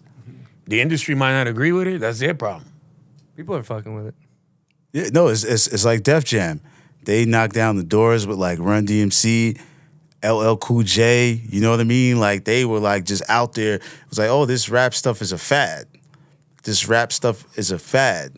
And Russell Simmons, got together, and they did it. And Rick Rubin, he had the music vision. Say, yo, you know what? Let's take some rock music and like put this together. Russell's like, okay, yo, let's try it. And Run DMC, at first, they probably, they didn't like certain songs, but it came out and it was like a freaking smash hit where, like, I'll never forget that day when I heard, which one is that? Where Aerosmith? Sucker MCs, nah. 2 years ago, a friend of mine asked me, I was in the car and I heard that, and just that beat is just like, in New York was just like a freaking vibe, man. It was just a vibe, and just like, I still walk with that attitude. I got the name Decca because I used to write graffiti. That was like my graffiti tag, walking around with black books in school, tagging stuff up, like going out bombing, like getting chased, coming home like late at night, trying to like sneak in. New York was like live. And, I tell people whenever I'm in doubt, I watch these two films. One is a film and one is a documentary. The documentary is Star Wars. That thing sets me back to zero, and it humbles me like, bro, this is where you come from. You come from New York City, where hip-hop was born, graffiti. And the second movie is Beat Street. That scene with, Rocksteady Crew, Dynamic Breakers, when they come into that battle scene, and just that whole vibe, just the beginning of what Wild Style too, and Nas sampled that for the beginning of his album Illmatic. When the graffiti artist Lee comes in and his brothers from the military like, yo, you fucking around doing this shit? Yo, there's no honor or medals in this. Stop fucking around and be a man. There ain't nothing out here for you. And then Lee looks at the graffiti on his bedroom wall. He says, oh, yeah, this. Boom, cat, boom. The beat comes on, and then you see, like, these subway trains going by with, like, the graffiti and stuff. And there's a bunch of kids doing that stuff. Vandals, not having nothing, being in burned down communities and neighborhoods. And we had that nothing. And we created something that is still going on today from New York City. And then to see JP ride into like Big L part, on the snowboarding movie, like, yo, this is our culture. This is our thing, man. This is like hip hop. Now it's global. It's crazy. I think he pretty much put that one down. I get hyped, man. I get hyped, bro. I'm not even hyped, touching it. man. I'm dropping the mic. Yeah, I'm just gonna drop the mic on that one. I love to see it. Love to see the passion come out, and to see the parallels of the how it boiled into snowboarding, the art, the culture, the music. It's incredible. All right, we're back. I'm gonna do a salt, and then I think Omar might be getting up to some sort of concoction over there. Do you want to maybe explain to the viewers and listeners what you're thinking of? Yeah, I found a bottle of salty liquor infused shot. Where's this from? Finland. Ilfa, she's from Finland. She brought it to us as a gift for the set. Nobody's ever It's drank finally it. getting open. Thank Well, you, Ilva. I look at it like this. This is salty liqueur. This is salty shot. I'm gonna do a combo here. A combo platter. Yeah, it's gonna be a combo platter. I can't let Soap be the only one. How you feeling with this? I feel great. You might be feeling better though. Yeah, I'm about to do the. Yeah, this got to happen, man. Yeah, let it rip. Yo, Silk hooked us up. Oh man, here we go. Yeah, you'll have to give us a review on that. Yeah, and it's a salty liqueur. It's supposed to be like a black licorice drink. Oh snap! Well, I love black. Should be good then. Woo! You know what's the problem with pouring shots into a mug? You go It's heavy. terrible. All right, so shall we go shot first, salt later? Yeah, I think that might be the key. Yeah. Yep. Ah man, It's this your is, chaser, you know? Yeah, that's the chaser. We're gonna do. Salsa Let me chaser. see. Let me see. Give it a smell. Woo! Yeah, this stuff is good right here. Yeah, it's good aroma. No, I'm gonna. All right. Premier salt and salt. Bottoms up. Ooh, that's salty. Whoa! Yo! Yeah, I'm definitely doing laps in the. Let's go. Oh yeah, baby, we ready now. How's that work as a chaser? Wow, for the night. Is that effective? Ooh, yeah. Yo, I could hit. Put a booter in front of me. It's getting. Yeah. Yo, I almost brought a pint of Hennessy up in here. Almost like, yo, let's go. Kind of easy. I said, yeah. Next time. Okay, you're right.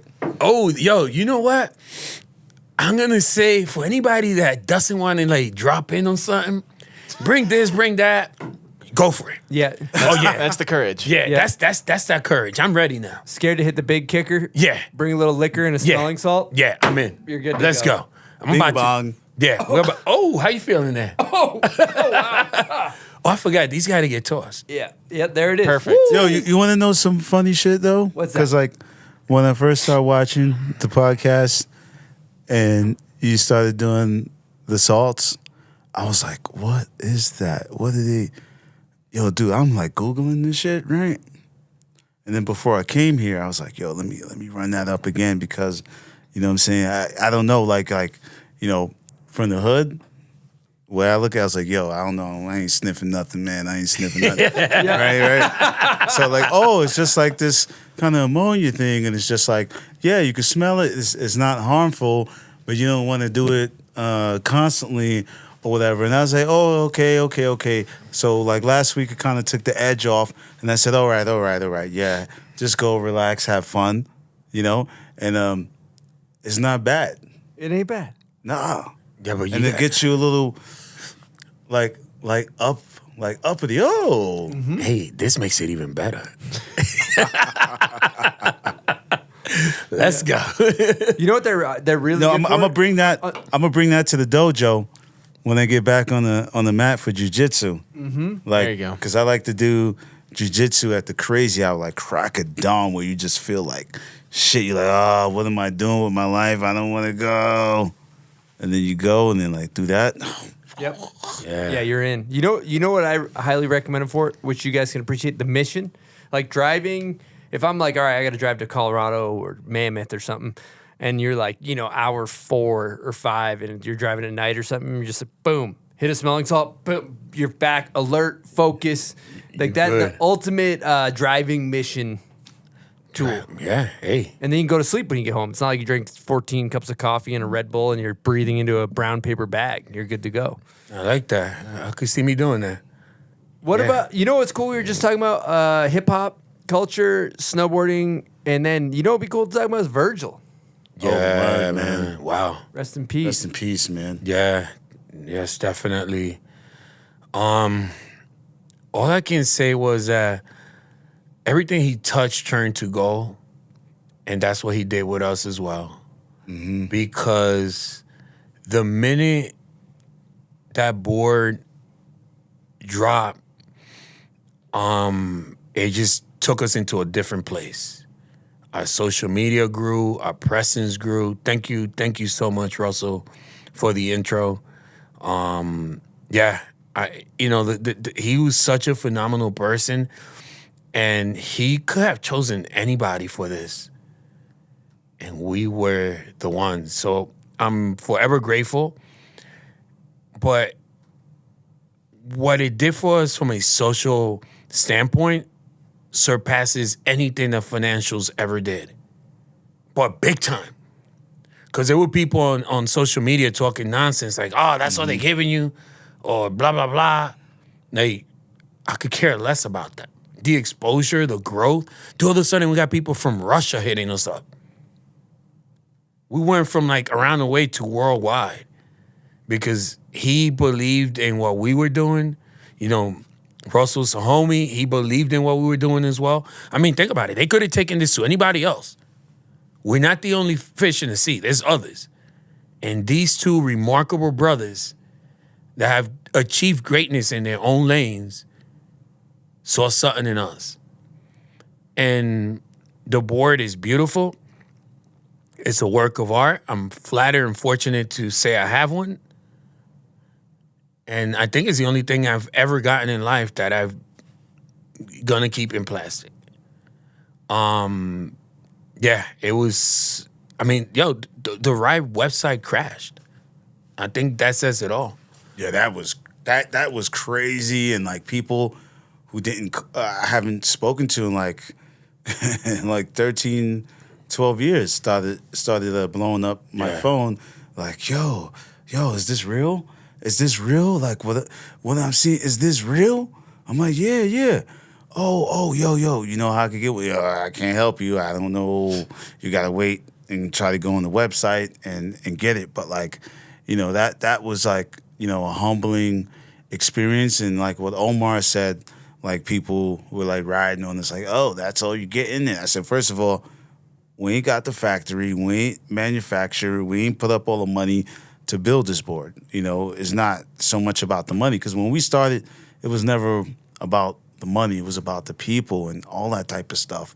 So, you know, we were like, yo, it's good exposure for us because it's global, right? And honestly, I never gave a shit about, no disrespect to the fashion industry, but I never cared about any of these high fashion brands, you know, until, you know, Virgil got involved, you know, with Louis Vuitton. And when I saw like the show he did, where it was like the video, he had like Mos Def, I never cared about no runway fashion stuff. I'm a New York dude, like Timberlands, jeans, Jordan hoodies, like camouflage, whatever. And then I see his vision, and again, hip hop getting Mos Def. And what's that brother? He's a spoken word artist, Saul Williams. And I was like, he got like Saul Williams starting it off, and I never cared about that stuff. And when I saw it, it made me want it. You know what I'm saying? I ain't got the bread to go out and buy that stuff, but I just loved what he did and what he brought to that. And just going back to hip hop back in the days where it was a brother from Harlem in the 80s by the name of Dapper Dan. Shout out to Dapper Dan, because he was the one that was taking all this high-end fashion stuff. Because the story with him is kind of like Cont'd to Woods. He wanted to open a boutique in Harlem to sell Gucci, all these high-end brands, and they turned him down. They didn't want to give him an account because where the store was in the hood. So they said no. So he started like getting, making the bootleg fabric, putting the MCM on it, the Gucci, all this stuff, and started making clothes. People like Mike Tyson, all the hustlers came to him, and he like blew up and got famous. And then the same people that turned him down for the cease and desist order on the store shut him down. And then years later, Gucci reached out to him and acknowledged him and said, hey, we want to work with you. Then he started designing for Gucci again. But the crazy thing is that they didn't want to give him an account because he had a store in the hood. But the community wanted to buy this stuff. They wanted to support, but they closed the door on him. And he did the hip hop thing. Yo, I'm gonna sample this, I'm gonna remix it and make it my own thing. So for Virgil to come in how he came in with his vision, you know, which is dope. where he had this thing was like the 3% rule. Like when you take something, only change it by 3%. So when you look at a lot of the shoes that he did with the Jordans, when he only just changed it 3% and just turned it into like this new thing, and people were like going crazy for this stuff. You know, he said he got his board plastic. Nah, man, I took my shit out. I'm riding it because they gave it to me as a surprise. It was for my birthday. Yep. Right? For the birthday. Shout out to Danny from Shred and Evo. You know, they came through and was like, yo, it's a gift. And I was happy, but I really don't care, you know? But it was dope to get the board. I said, yo, I'm going to ride this board. And then, you know, I'm going to get Russell to sign it.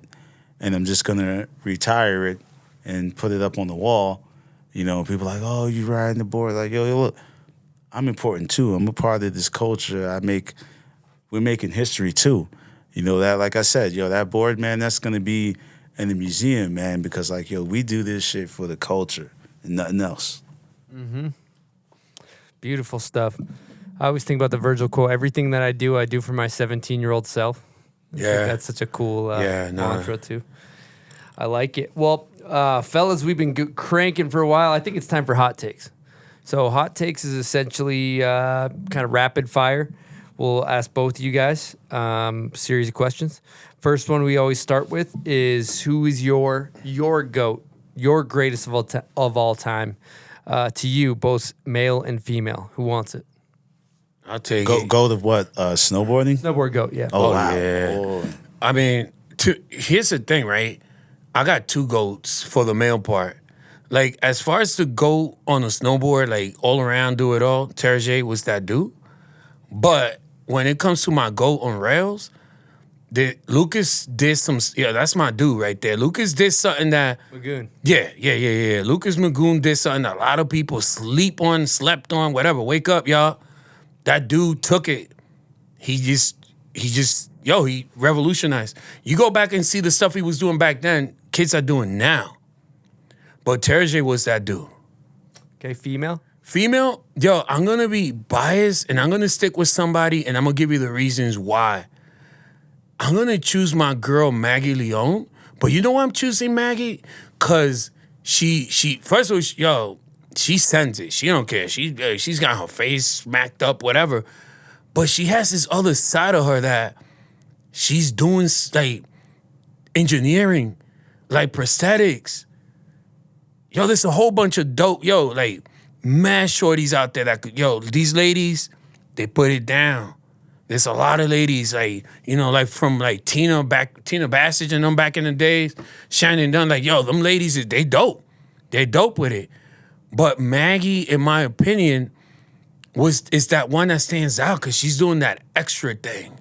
She is engineering for people that don't really have the opportunity to get on snow, and that's why she's my GOAT. Love it. Who you got, Dagger? Yeah, man. We're like twins. Turtlebox, man, because, like, to me, he was just like the art of nothingness. You know, it was like he rides like technical, but with style. You know what I mean? And I used to watch the videos like, yo, this guy is crazy with it, right? You know, and he would put together events. And I remember when snowboarding was going to the Olympics, there was a lot of talk about it. And he was like getting this movement like, yo, look, we need to be a part of this. But I didn't know the politics of it. I didn't know that, it was like real snowboarders are not a part of like decision-making processes. And I was just like, what? This is crazy. So to me, and it was a film he did, a documentary with him, Sean Palmer, Shaun White. Who else what is the name of that movie? They went to Alaska, to AK. And it was interesting because Sean was like a half-pipe rider, and he was out in the backcountry. And he had to learn how to like land and powder and all that stuff. And Sean Palmer was like old school dude. And towards the end of the film, it was a peak that no one ever hit before. And he got up on there. They got him up there in the heli. That joint was just like the point of a needle. And it was just like, oh, my God, like, you can't mess up on it. I said, how is that possible? Your mind, your body, yo. And he nailed that shit, bro. I was just like, okay, this guy's my favorite snowboarder, you know, and I got to meet him, you know, back in the day, and that was dope.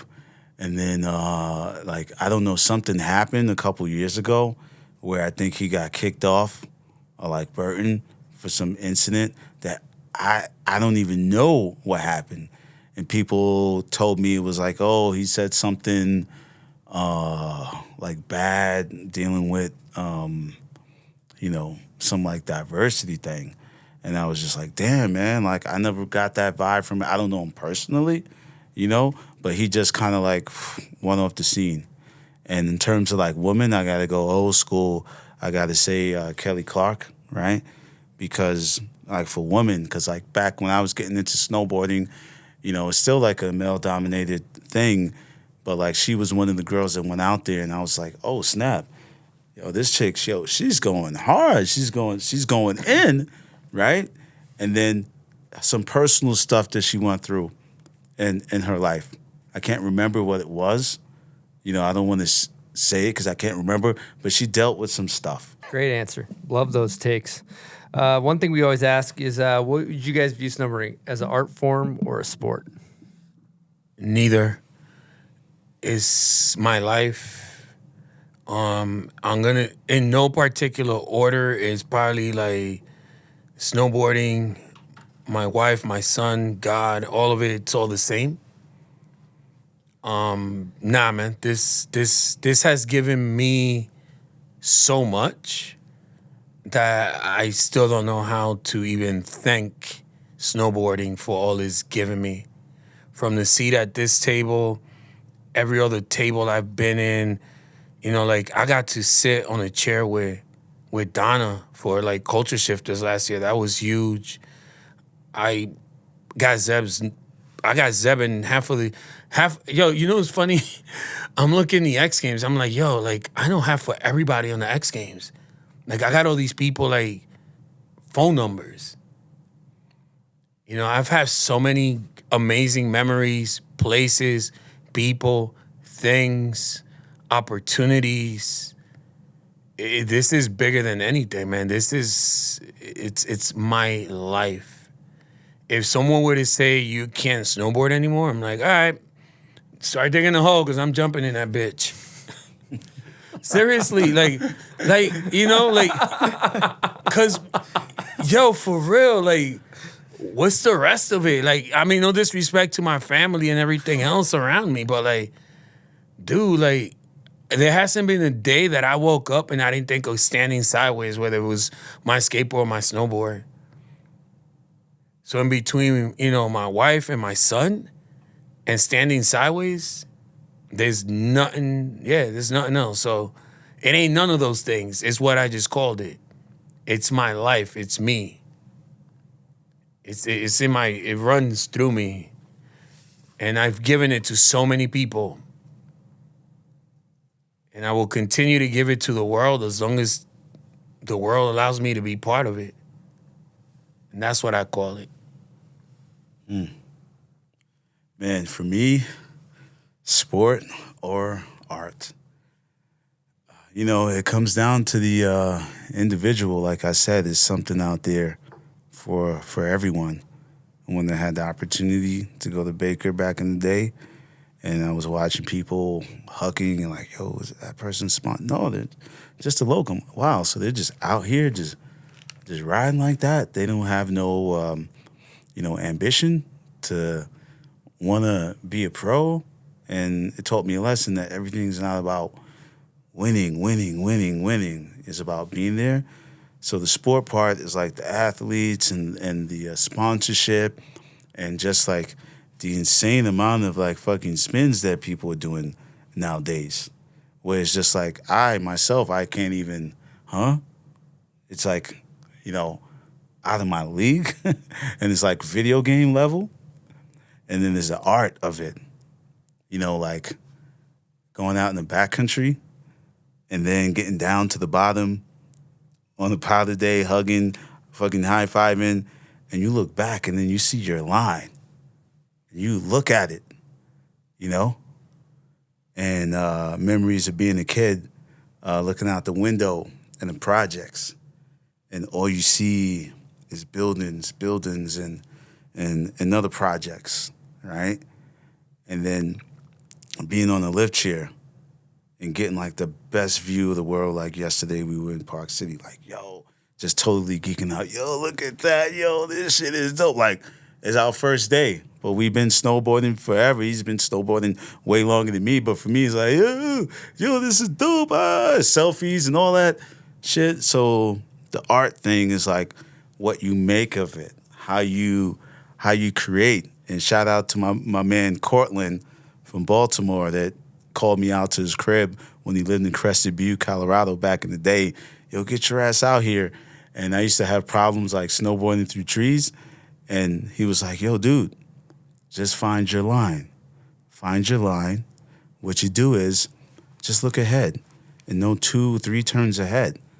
And I'm like, oh, okay. Right?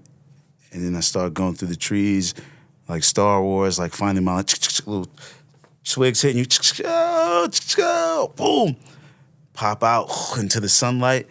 And to me, like, that's the art and that's the soul of it. So it's just like life, man. Find your line wherever you want to go. Let this thing take you. Let this freaking piece of wood take you. And it's art, and you just create with it. Beautiful answer. Another one. Love it. Next question would be underrated snowboarders. Who comes to mind? We always ask who's the most underrated in your guys' eyes? Well, damn. Yeah, I'm gonna say one, and I'm just playing favorites here. I'm gonna say Sebastian Diaz. I agree, 100%. That's 100%. I gotta say it because he's my son. You know, I think he's a ripper. Whoa, wait! How do you know that? You showed me the clips. All right, well, he's back rodeo, Japan. Yeah. All day. Yeah. Rail tricks, butter. Yeah. He's locked in. Yeah, but nobody knows him. At Sebs_Diaz. I got to hit him with a follow. Yeah, that's amazing. Yeah. I mean, to me, that's one of the most underrated boarders because I he found a skateboard underneath my bed. I think he was 3 years old. Put him on the skateboard, and he just started skating. And then 4 years old, put him on the snowboard, and he just started snowboarding, goofing off more than riding. And then eventually he just kept going and going and going. And I don't know what he wants to do with it, but he's underrated because a lot of people don't know he exists, but he's clean. He has style. Style matters. How old is he? He's 22. Nice, yeah. Yeah, I'm an old dude. Ripper. Yes, sir. Yeah, it doesn't show. Holy shit. Shh. I found a fountain of youth. Yo, it's right here. Liquor, smelling salts, snowboarding. Yeah. That's it. Yeah. Okay, next question would be steel or powder. What do you guys prefer? Like rails or powder? Powder, man. Man, sorry ass. Powder. See, yin and yang. Nah, man, yin yang. You know Powder, me. man. I'm about them rails. Rick Rubin and Russell Simmons. Pretty much. Rubin likes the rails. I like Powder, that. man. Yeah, all day, man. I like my rails, and I like all my peoples that ride rails. You know who you are. Love them all. All right, who's got the best style? Who's got your favorite style? Favorite snowboarder style? Who you got? I mean, I don't want to. Damn it. You know what the thing is with style? Style is like personal. Subjective. It's subjective. I mean, like some people might look at, homie Powell and not like his style, but yo, that dude just lands like a cat every day. That's the style. Mm-hmm. You know what I'm saying? Then you got somebody like Sparky that just full sends. Then you got somebody like my little neph, LJ that bam. And then you got somebody like my coach Luke.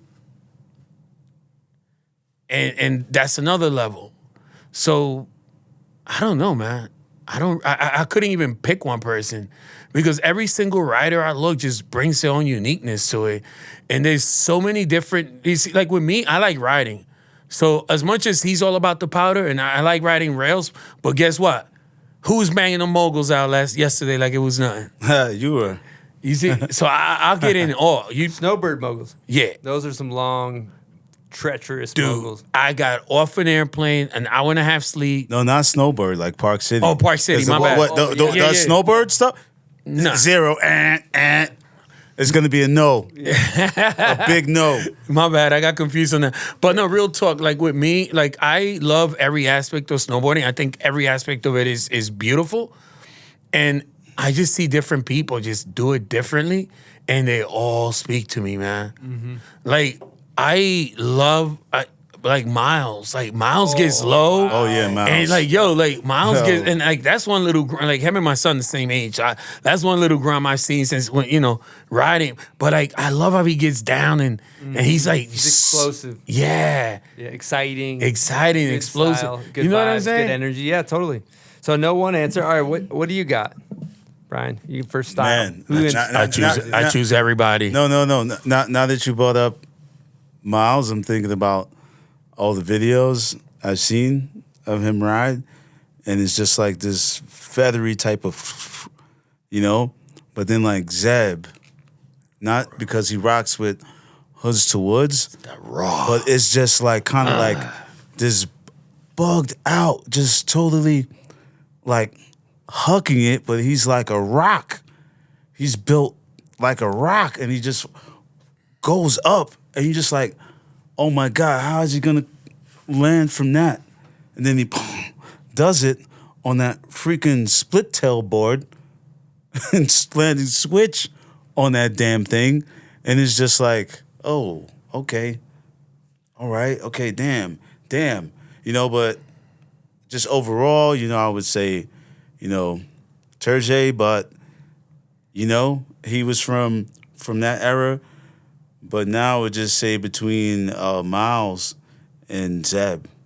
Yo, but real talk though, I gotta give it to every tall, like Rob, my son, they all tall dudes. Yeah, Rob. Tall guys are good style. Tall dudes make it look dope. Because like, Not all of them. All right. There's a couple of NBA players out there right now. Yo, we ain't talking about you.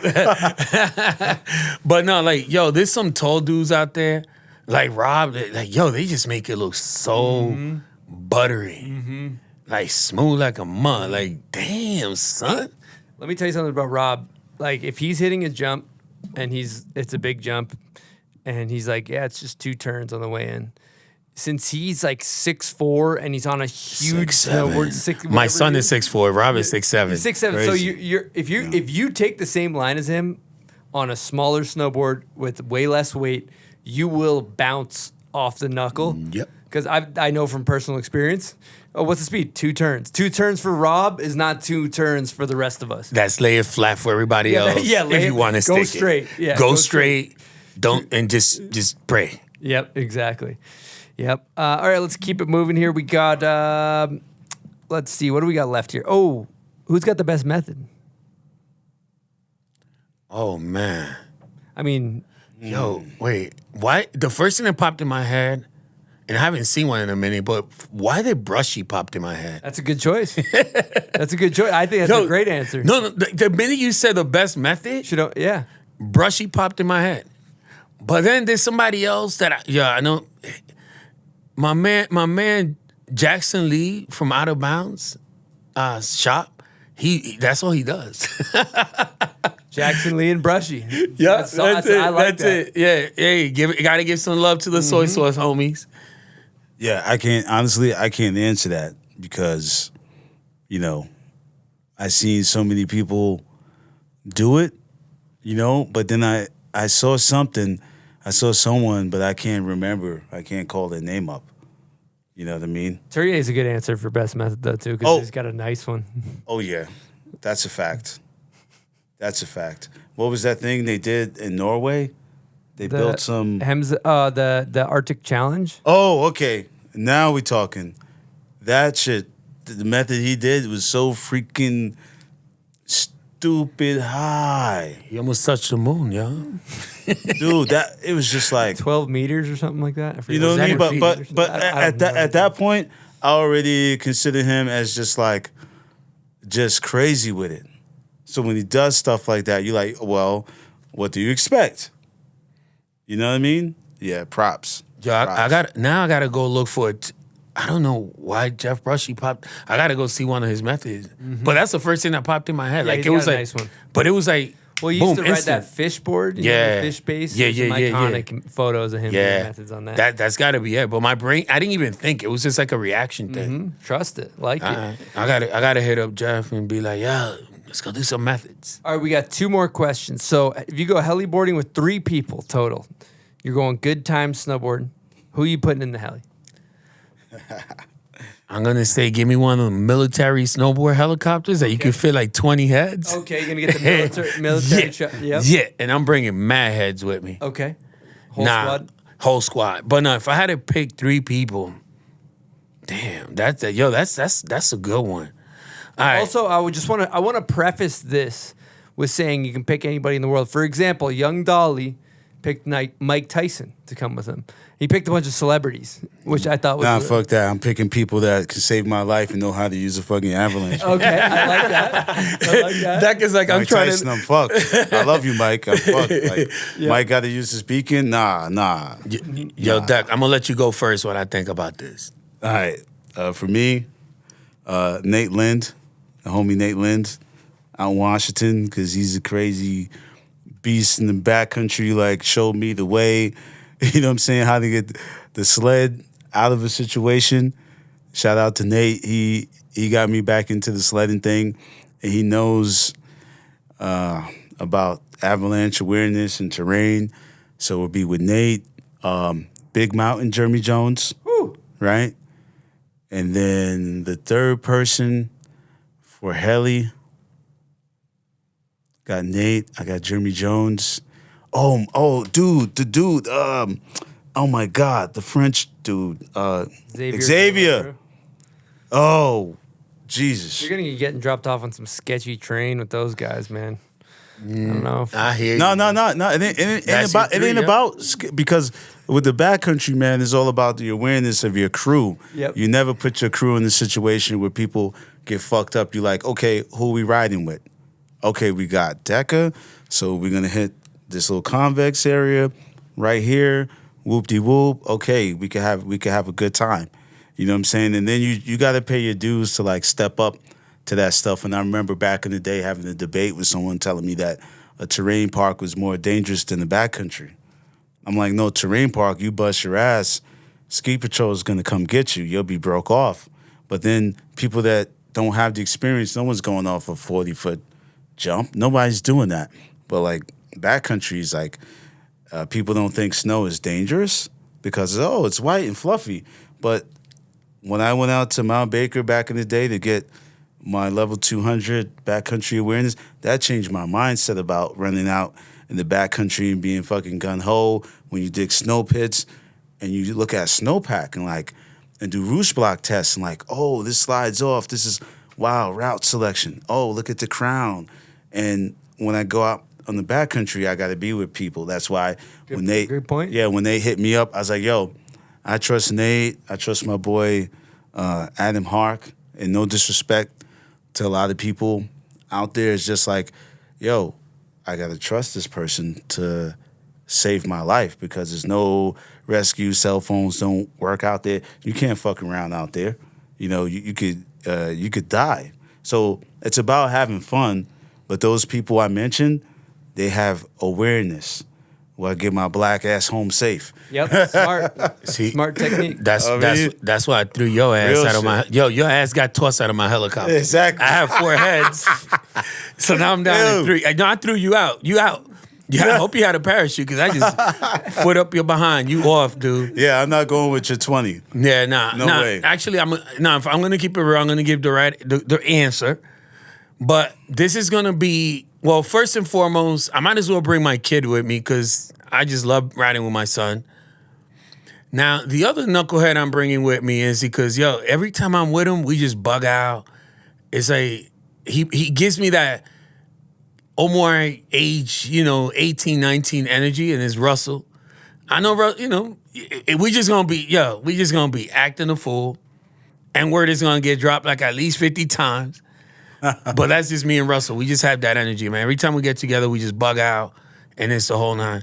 But when we was doing that Arc'teryx event that we were the host, we met my homie Joe, a.k.a. Whiskey Tahoe. Oh, shout out, Joe. Yo, shout out to Whiskey Tahoe. That brother's trying to get us out there. He's trying to get us killed. I gotta get at least $1 million policy before the wifey let me go. Wifey's gonna let me go ride with Whiskey. Yo, you ever seen Whiskey Tahoe ride? No, I don't know. Yo, do yourself a favor. Joe Pax. Yo, go look at Whiskey Tahoe. He's out there in British Columbia writing down things most would probably not. Kid's a problem. Oh, yo, he's weapon. he's serious. He's on the Arc'teryx squad. He's serious. Okay. Yeah. Okay. Yeah, he's serious. I like He's that. doing some stuff that most be like, no. Spines and all that. He said, no. We're gonna do some metal stuff. I hit him up, but the snowpack wasn't looking too good. It was just kind of like whack. Now the snow is like a little bit better and whatnot. You know what I mean? So, hopefully, I'm just happy Omar and I got out here to Utah and got to do Good time of year for it. some big laps. W. You know, Huge what I mean? W. But I want to do a backcountry stuff with Omar and Hey, get out there. Sunday's supposed to be a powder day, I think. Stacking up. I'm out. Oh, you're out. Yeah, it's gonna hit above 7,000 feet. Yep. So I'm here. I'm here for that. I got wifey duties. I'm out. Yep. Okay, I can respect Hey, that. hey, that's the boss lady, man. Yep. I tell you this much, she allows me to have the time to be part of Hoods to Wood. So it's gotta. I'm trying to balance that out and trying to give us some time as well. Oh, so you got to take care of your family. Yeah, That's the most nah. important. Okay, last question we got here is worst trend. What's the worst trend? Some people take snowboarding, some people take life, but worst trend. Worst trend for snowboarding or just Anything. Okay. It's up to you. Take it, choose it how you want. I could go right now because they ahead. just popped all that step-in nonsense, man. Unless you have some sort of physical disability, stop stepping in, man. Chris, what's the last time you hit a... Yo, Chris, will you be down and go all out on some features with some step-ins? Oh, no, hell no. And I ain't hating on no brand. It ain't, because many brands have put in step-ins. Yep. I know the man that says step-ins, some people are thinking of the B company because they're the biggest. And I ain't going after them. It ain't about no brand. It's that whole thing. Like, once upon a time, there was a brand that has some joints that were, like, magnetic. Bond something or another. And they're like, yeah, they're magnets. We want to make you what? I'm like, nah, my dude. I'm going to just ratchet it in. Mm-hmm. We good. Mm-hmm. So, yeah, man, stop stepping in. Great answer.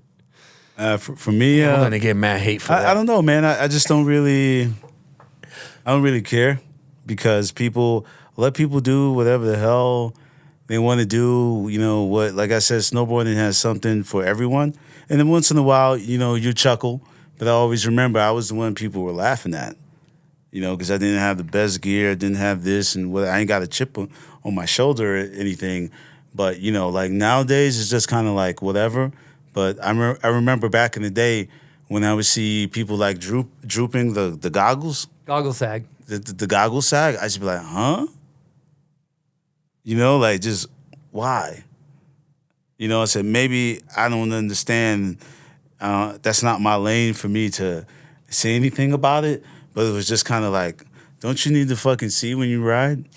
Yeah, now you making me look bad because I went all in on the step-ins. Yo, you know how much hate I'm gonna get? Because a lot of my homies ride them. Yeah. Yo, but it works for them. So I'm happy for anyone and everyone that got step-ins. Like, I'm no one, I'm no authority. I'm not even a pro.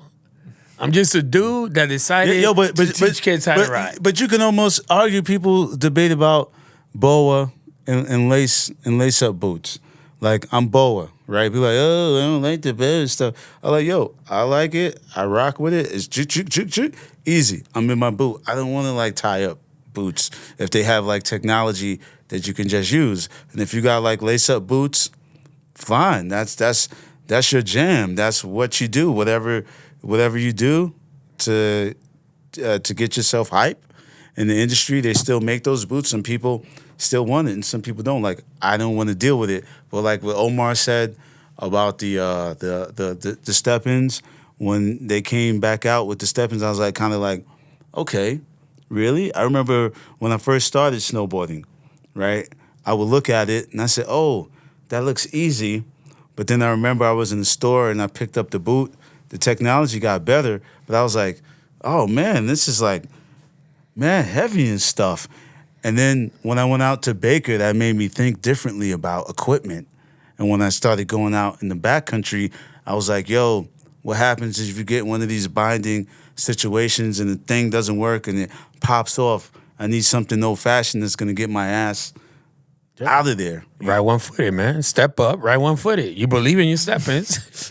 Go one-footed, my dude. 1 foot and 5 feet of power. Hey, you decided to write that nonsense. All right. Pay the consequences. All right. Say less. Yo, I'm just happy you didn't say baseless because I was going to have some problems with that. No, man. I'm still I'm probably the only person that wishes baseless came back. Really? Yo, because you feel the board, man. And like from the skater in me, I mean, if you're stomping big stuff, okay, baseless if you're riding small stuff.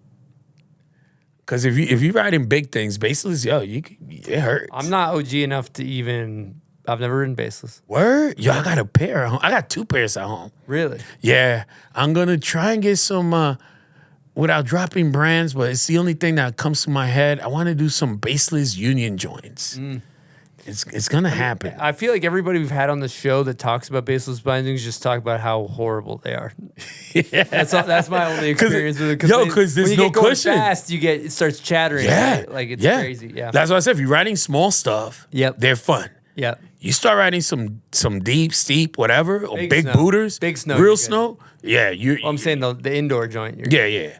Like you do some baseless like a big snow, yeah, it's all day. But like anything else, like you doing some big stuff, yeah, nah. But I still have I don't know, it's just like a little love affair. Yep. It's small. Yep. I can respect that. All right, we always ask everybody that comes on, what board are you riding? What's your setup? The algorithm, it's a take it to the top. 157. I got like cartel bindings, right, for that. And then I got to ride powder board, the Peace Seeker, with some C2 bindings, like stiffer bindings, because it's just so much better in power when you just got like a nice firm board. Because sometimes you end up in like some crud sections, because like it'll change like after it dumps, it come out like a week later, weather changes, and you get those little clumps, and your board just like break through that shit. You know what I'm saying? Stability for the chop. Yeah, the nose can go in a little bit. Yeah. But the stuff I was in 2 weeks ago, I was like, damn, maybe I need one of them freaking Zeb boards. Yeah, get a 207 like a or whatever. 162 is no bottom, bro. Yep. Crazy. Yeah. Okay, I like that. What about for you, Omar? What are you running?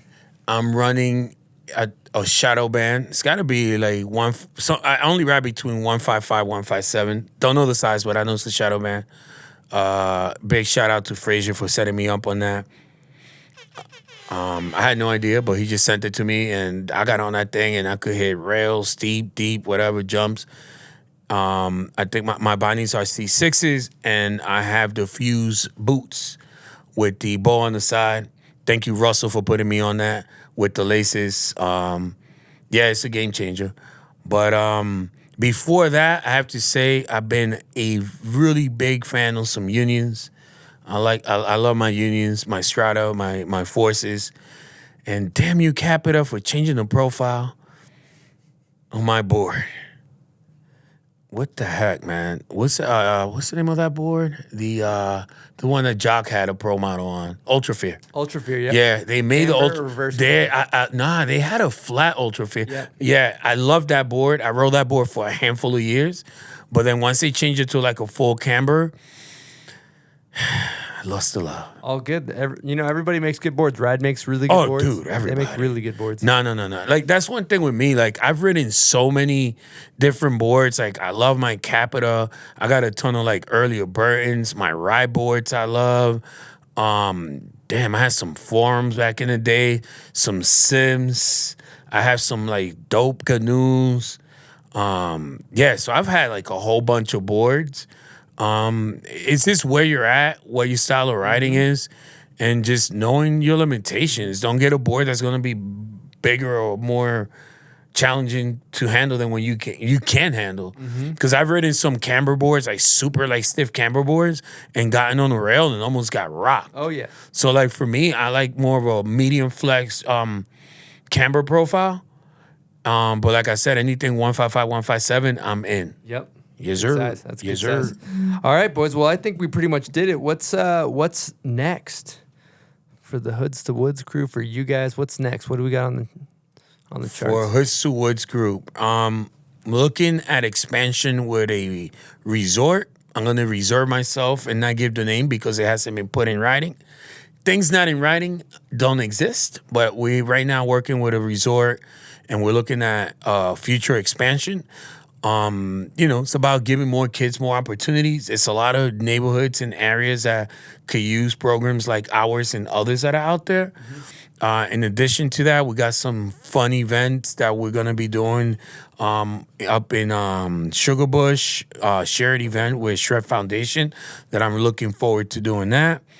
In addition, I'm looking at potentially bringing back some sort of rail jam, good vibes type of event with a lot of the homies and just see how it goes. You know, we haven't done a Hoods to Woods rail jam in quite a while.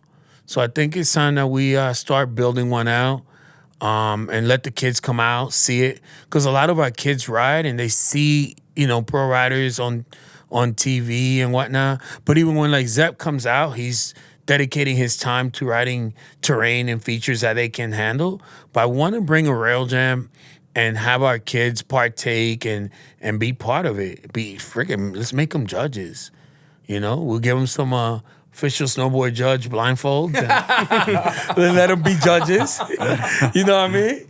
But yeah, man, like that's what I want to do. Like one thing I've noticed with our kids, their awareness for snowboarding is growing.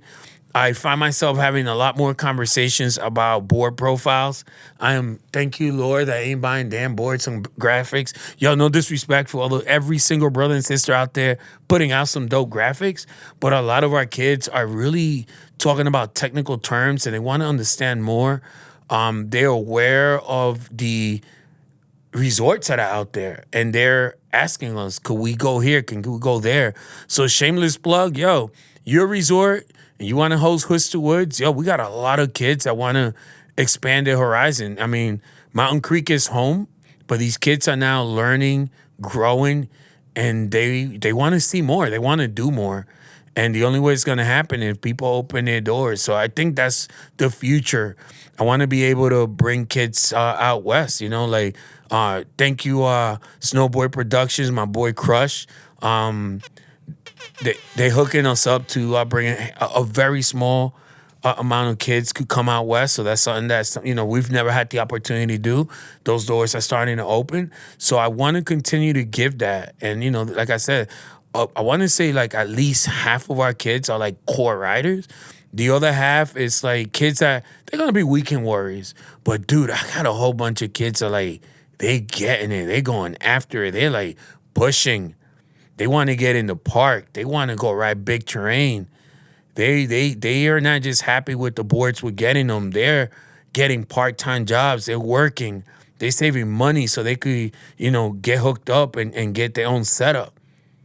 Like these kids are going after it, like whatever it takes. And these are the kids that I want to give them more because they're asking for more. As long as they want and we got the means and we got people helping us, yo, let's keep growing this, man. That's beautiful. Brian?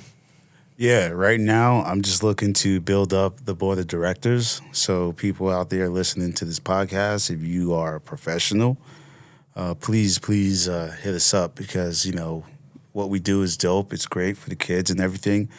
But, behind the scenes is important. We need people, who have vision, to see the future, of the organization, as streamlining, making things, a lot better, So right now I'm just focusing on that and learning how to get more grant money, trying to find the funding and the sources so we can scale up. So we're looking for help with that. So any grant writers, anyone with experience, I'm down to learn, and be a student, And also, the future, like I said, man, I kind of, I don't want to put it out, but like Omar and I were like, yo, we need to create something and have a space. We need to have a space, So that's something I'm thinking about doing, in the future. And like I'm gonna put more creativity, like art and design, because like graphics came up a lot of times today, and it's just like, yo, it is so important, to the industry, creativity, colors, design, because people get hyped off that type of stuff. You know what I mean?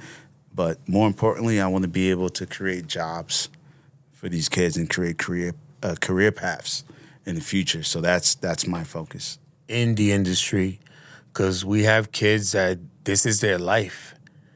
And we want to make sure that they stay in this industry. And once you get a new vein of different thinkers, different mindsets, it's going to change the industry, but we're going to change it from within, small steps. Plug these kids in and see what happens. But, it's not a us versus anyone. It's just like when you get a whole bunch of people with different mindsets, you're going to come out with some dope-ass product. We just want to shake up the industry a little bit. And to anyone listening, yo, let us in. We just want to be allies. We're not trying to take anybody out. We just want to bring different perspectives, different views, just a different outlook, different outtake to what we all love. Mm-hmm. I love it. That's all we want to do, man. Well, you guys are doing beautiful things. We really appreciate everything you've done for snowboarding. Thank you, sir. And thanks for opening my eyes on so much of this stuff. And it's been a wonderful chat, man. I feel inspired after talking to you guys. That's what you want. You know what I mean? Like you're inspiring everybody. So I just can't say thank you enough. It's been a pleasure. And before we wrap this thing up, you guys want to toss any thank yous out? Man, just like I did in my intro, if you ever done anything to promote, support, and just keep the name Hoods to Woods alive, my most grateful gratitude to you. This couldn't, again, two of us that's sitting here, but there's so many behind us. And their love and their passion and their drive is just as equal. I'm not gonna get into dropping names because if I do, I'm gonna forget somebody. Mm-hmm. Smart.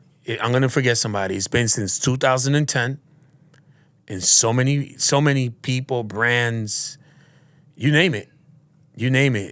Just thank you to everyone, and to those that just found out about us. Yo, here we are. Hit us up. We'll work with you. To any organization that's trying to grow and do what we're doing. We don't want to be the only kids on the block, or we don't want to be just the cool kids. This is all about the youth and change. So if you come up to us, we're going to give you, we're not going to give you the secret recipe, but we'll get you there. We got that one unlocked. No, you can't have it. But yeah, man, that's pretty much it, man. Just reach out. Let's keep building. Let's keep changing. Let's keep growing. There's room for everybody here. Indeed. I mean, yeah, same here. Thank you to everyone that supported us from day one. Thank you to everyone who made donations. Thank you to the volunteers. Thank you to the brands and partners that, see the vision and want to do something and help out, especially those athletes that donate, that come through and want to do something great with the kids. I want to thank you to like all the people when I was young, people that believed in me. Shout out to the New York City public school system. It gets a lot of shit, but there were some teachers in there, the ones that told me about Parsons School design when I was done with the streets. That always stayed with me. Like, yo, someone did tell me about that, and took a little subway ride and changed my life. And I found snowboarding through design school, which is crazy. And I want to thank Ma Dukes for putting up with a lot of crazy shit that I used to do back in the day and not giving up on me and believing in me. And shout out to everybody on Malcolm X, Putnam Ave, and Bed-Stuy, the entire hood. Brownsville, East New York, Flatbush, Bed-Stuy, Fort Greene, Bushwick, Flatbush, like the whole Brooklyn. Shout out the whole Brooklyn, the whole New York City. And thank you. Thank you, Russell. I appreciate you. It's full gratitude for what you have done for our organization. And rest in peace to Virgil. You know, I want to make sure that his vision continues through what we do and the work we do, and it lives through us, man. And thank you, Snowboarding. Thank you. Yes, sir. Thank you, Snowboarding. Wait, and if I don't say a thank you to wifey and my son, my wife Karen, my son Sebastian, they're going to kill me. That's it. We did it, boys. That's it. That was some wise words, some beautiful words, some inspiring words. Thank for everything that you guys do. Thank for what you're doing for snowboarding. I appreciate you guys. I appreciate you, Silk D. I appreciate everybody that tunes in, supports the show, shares the podcast. All of our Patreon members, you guys kick ass. All of our sponsors, we couldn't do this without you. And you guys, thanks again. And we got another show coming at you guys next Wednesday. So have a great week, everybody. Over and out from the bomb hole. Peace out. Brooklyn. Yep. JC in the house.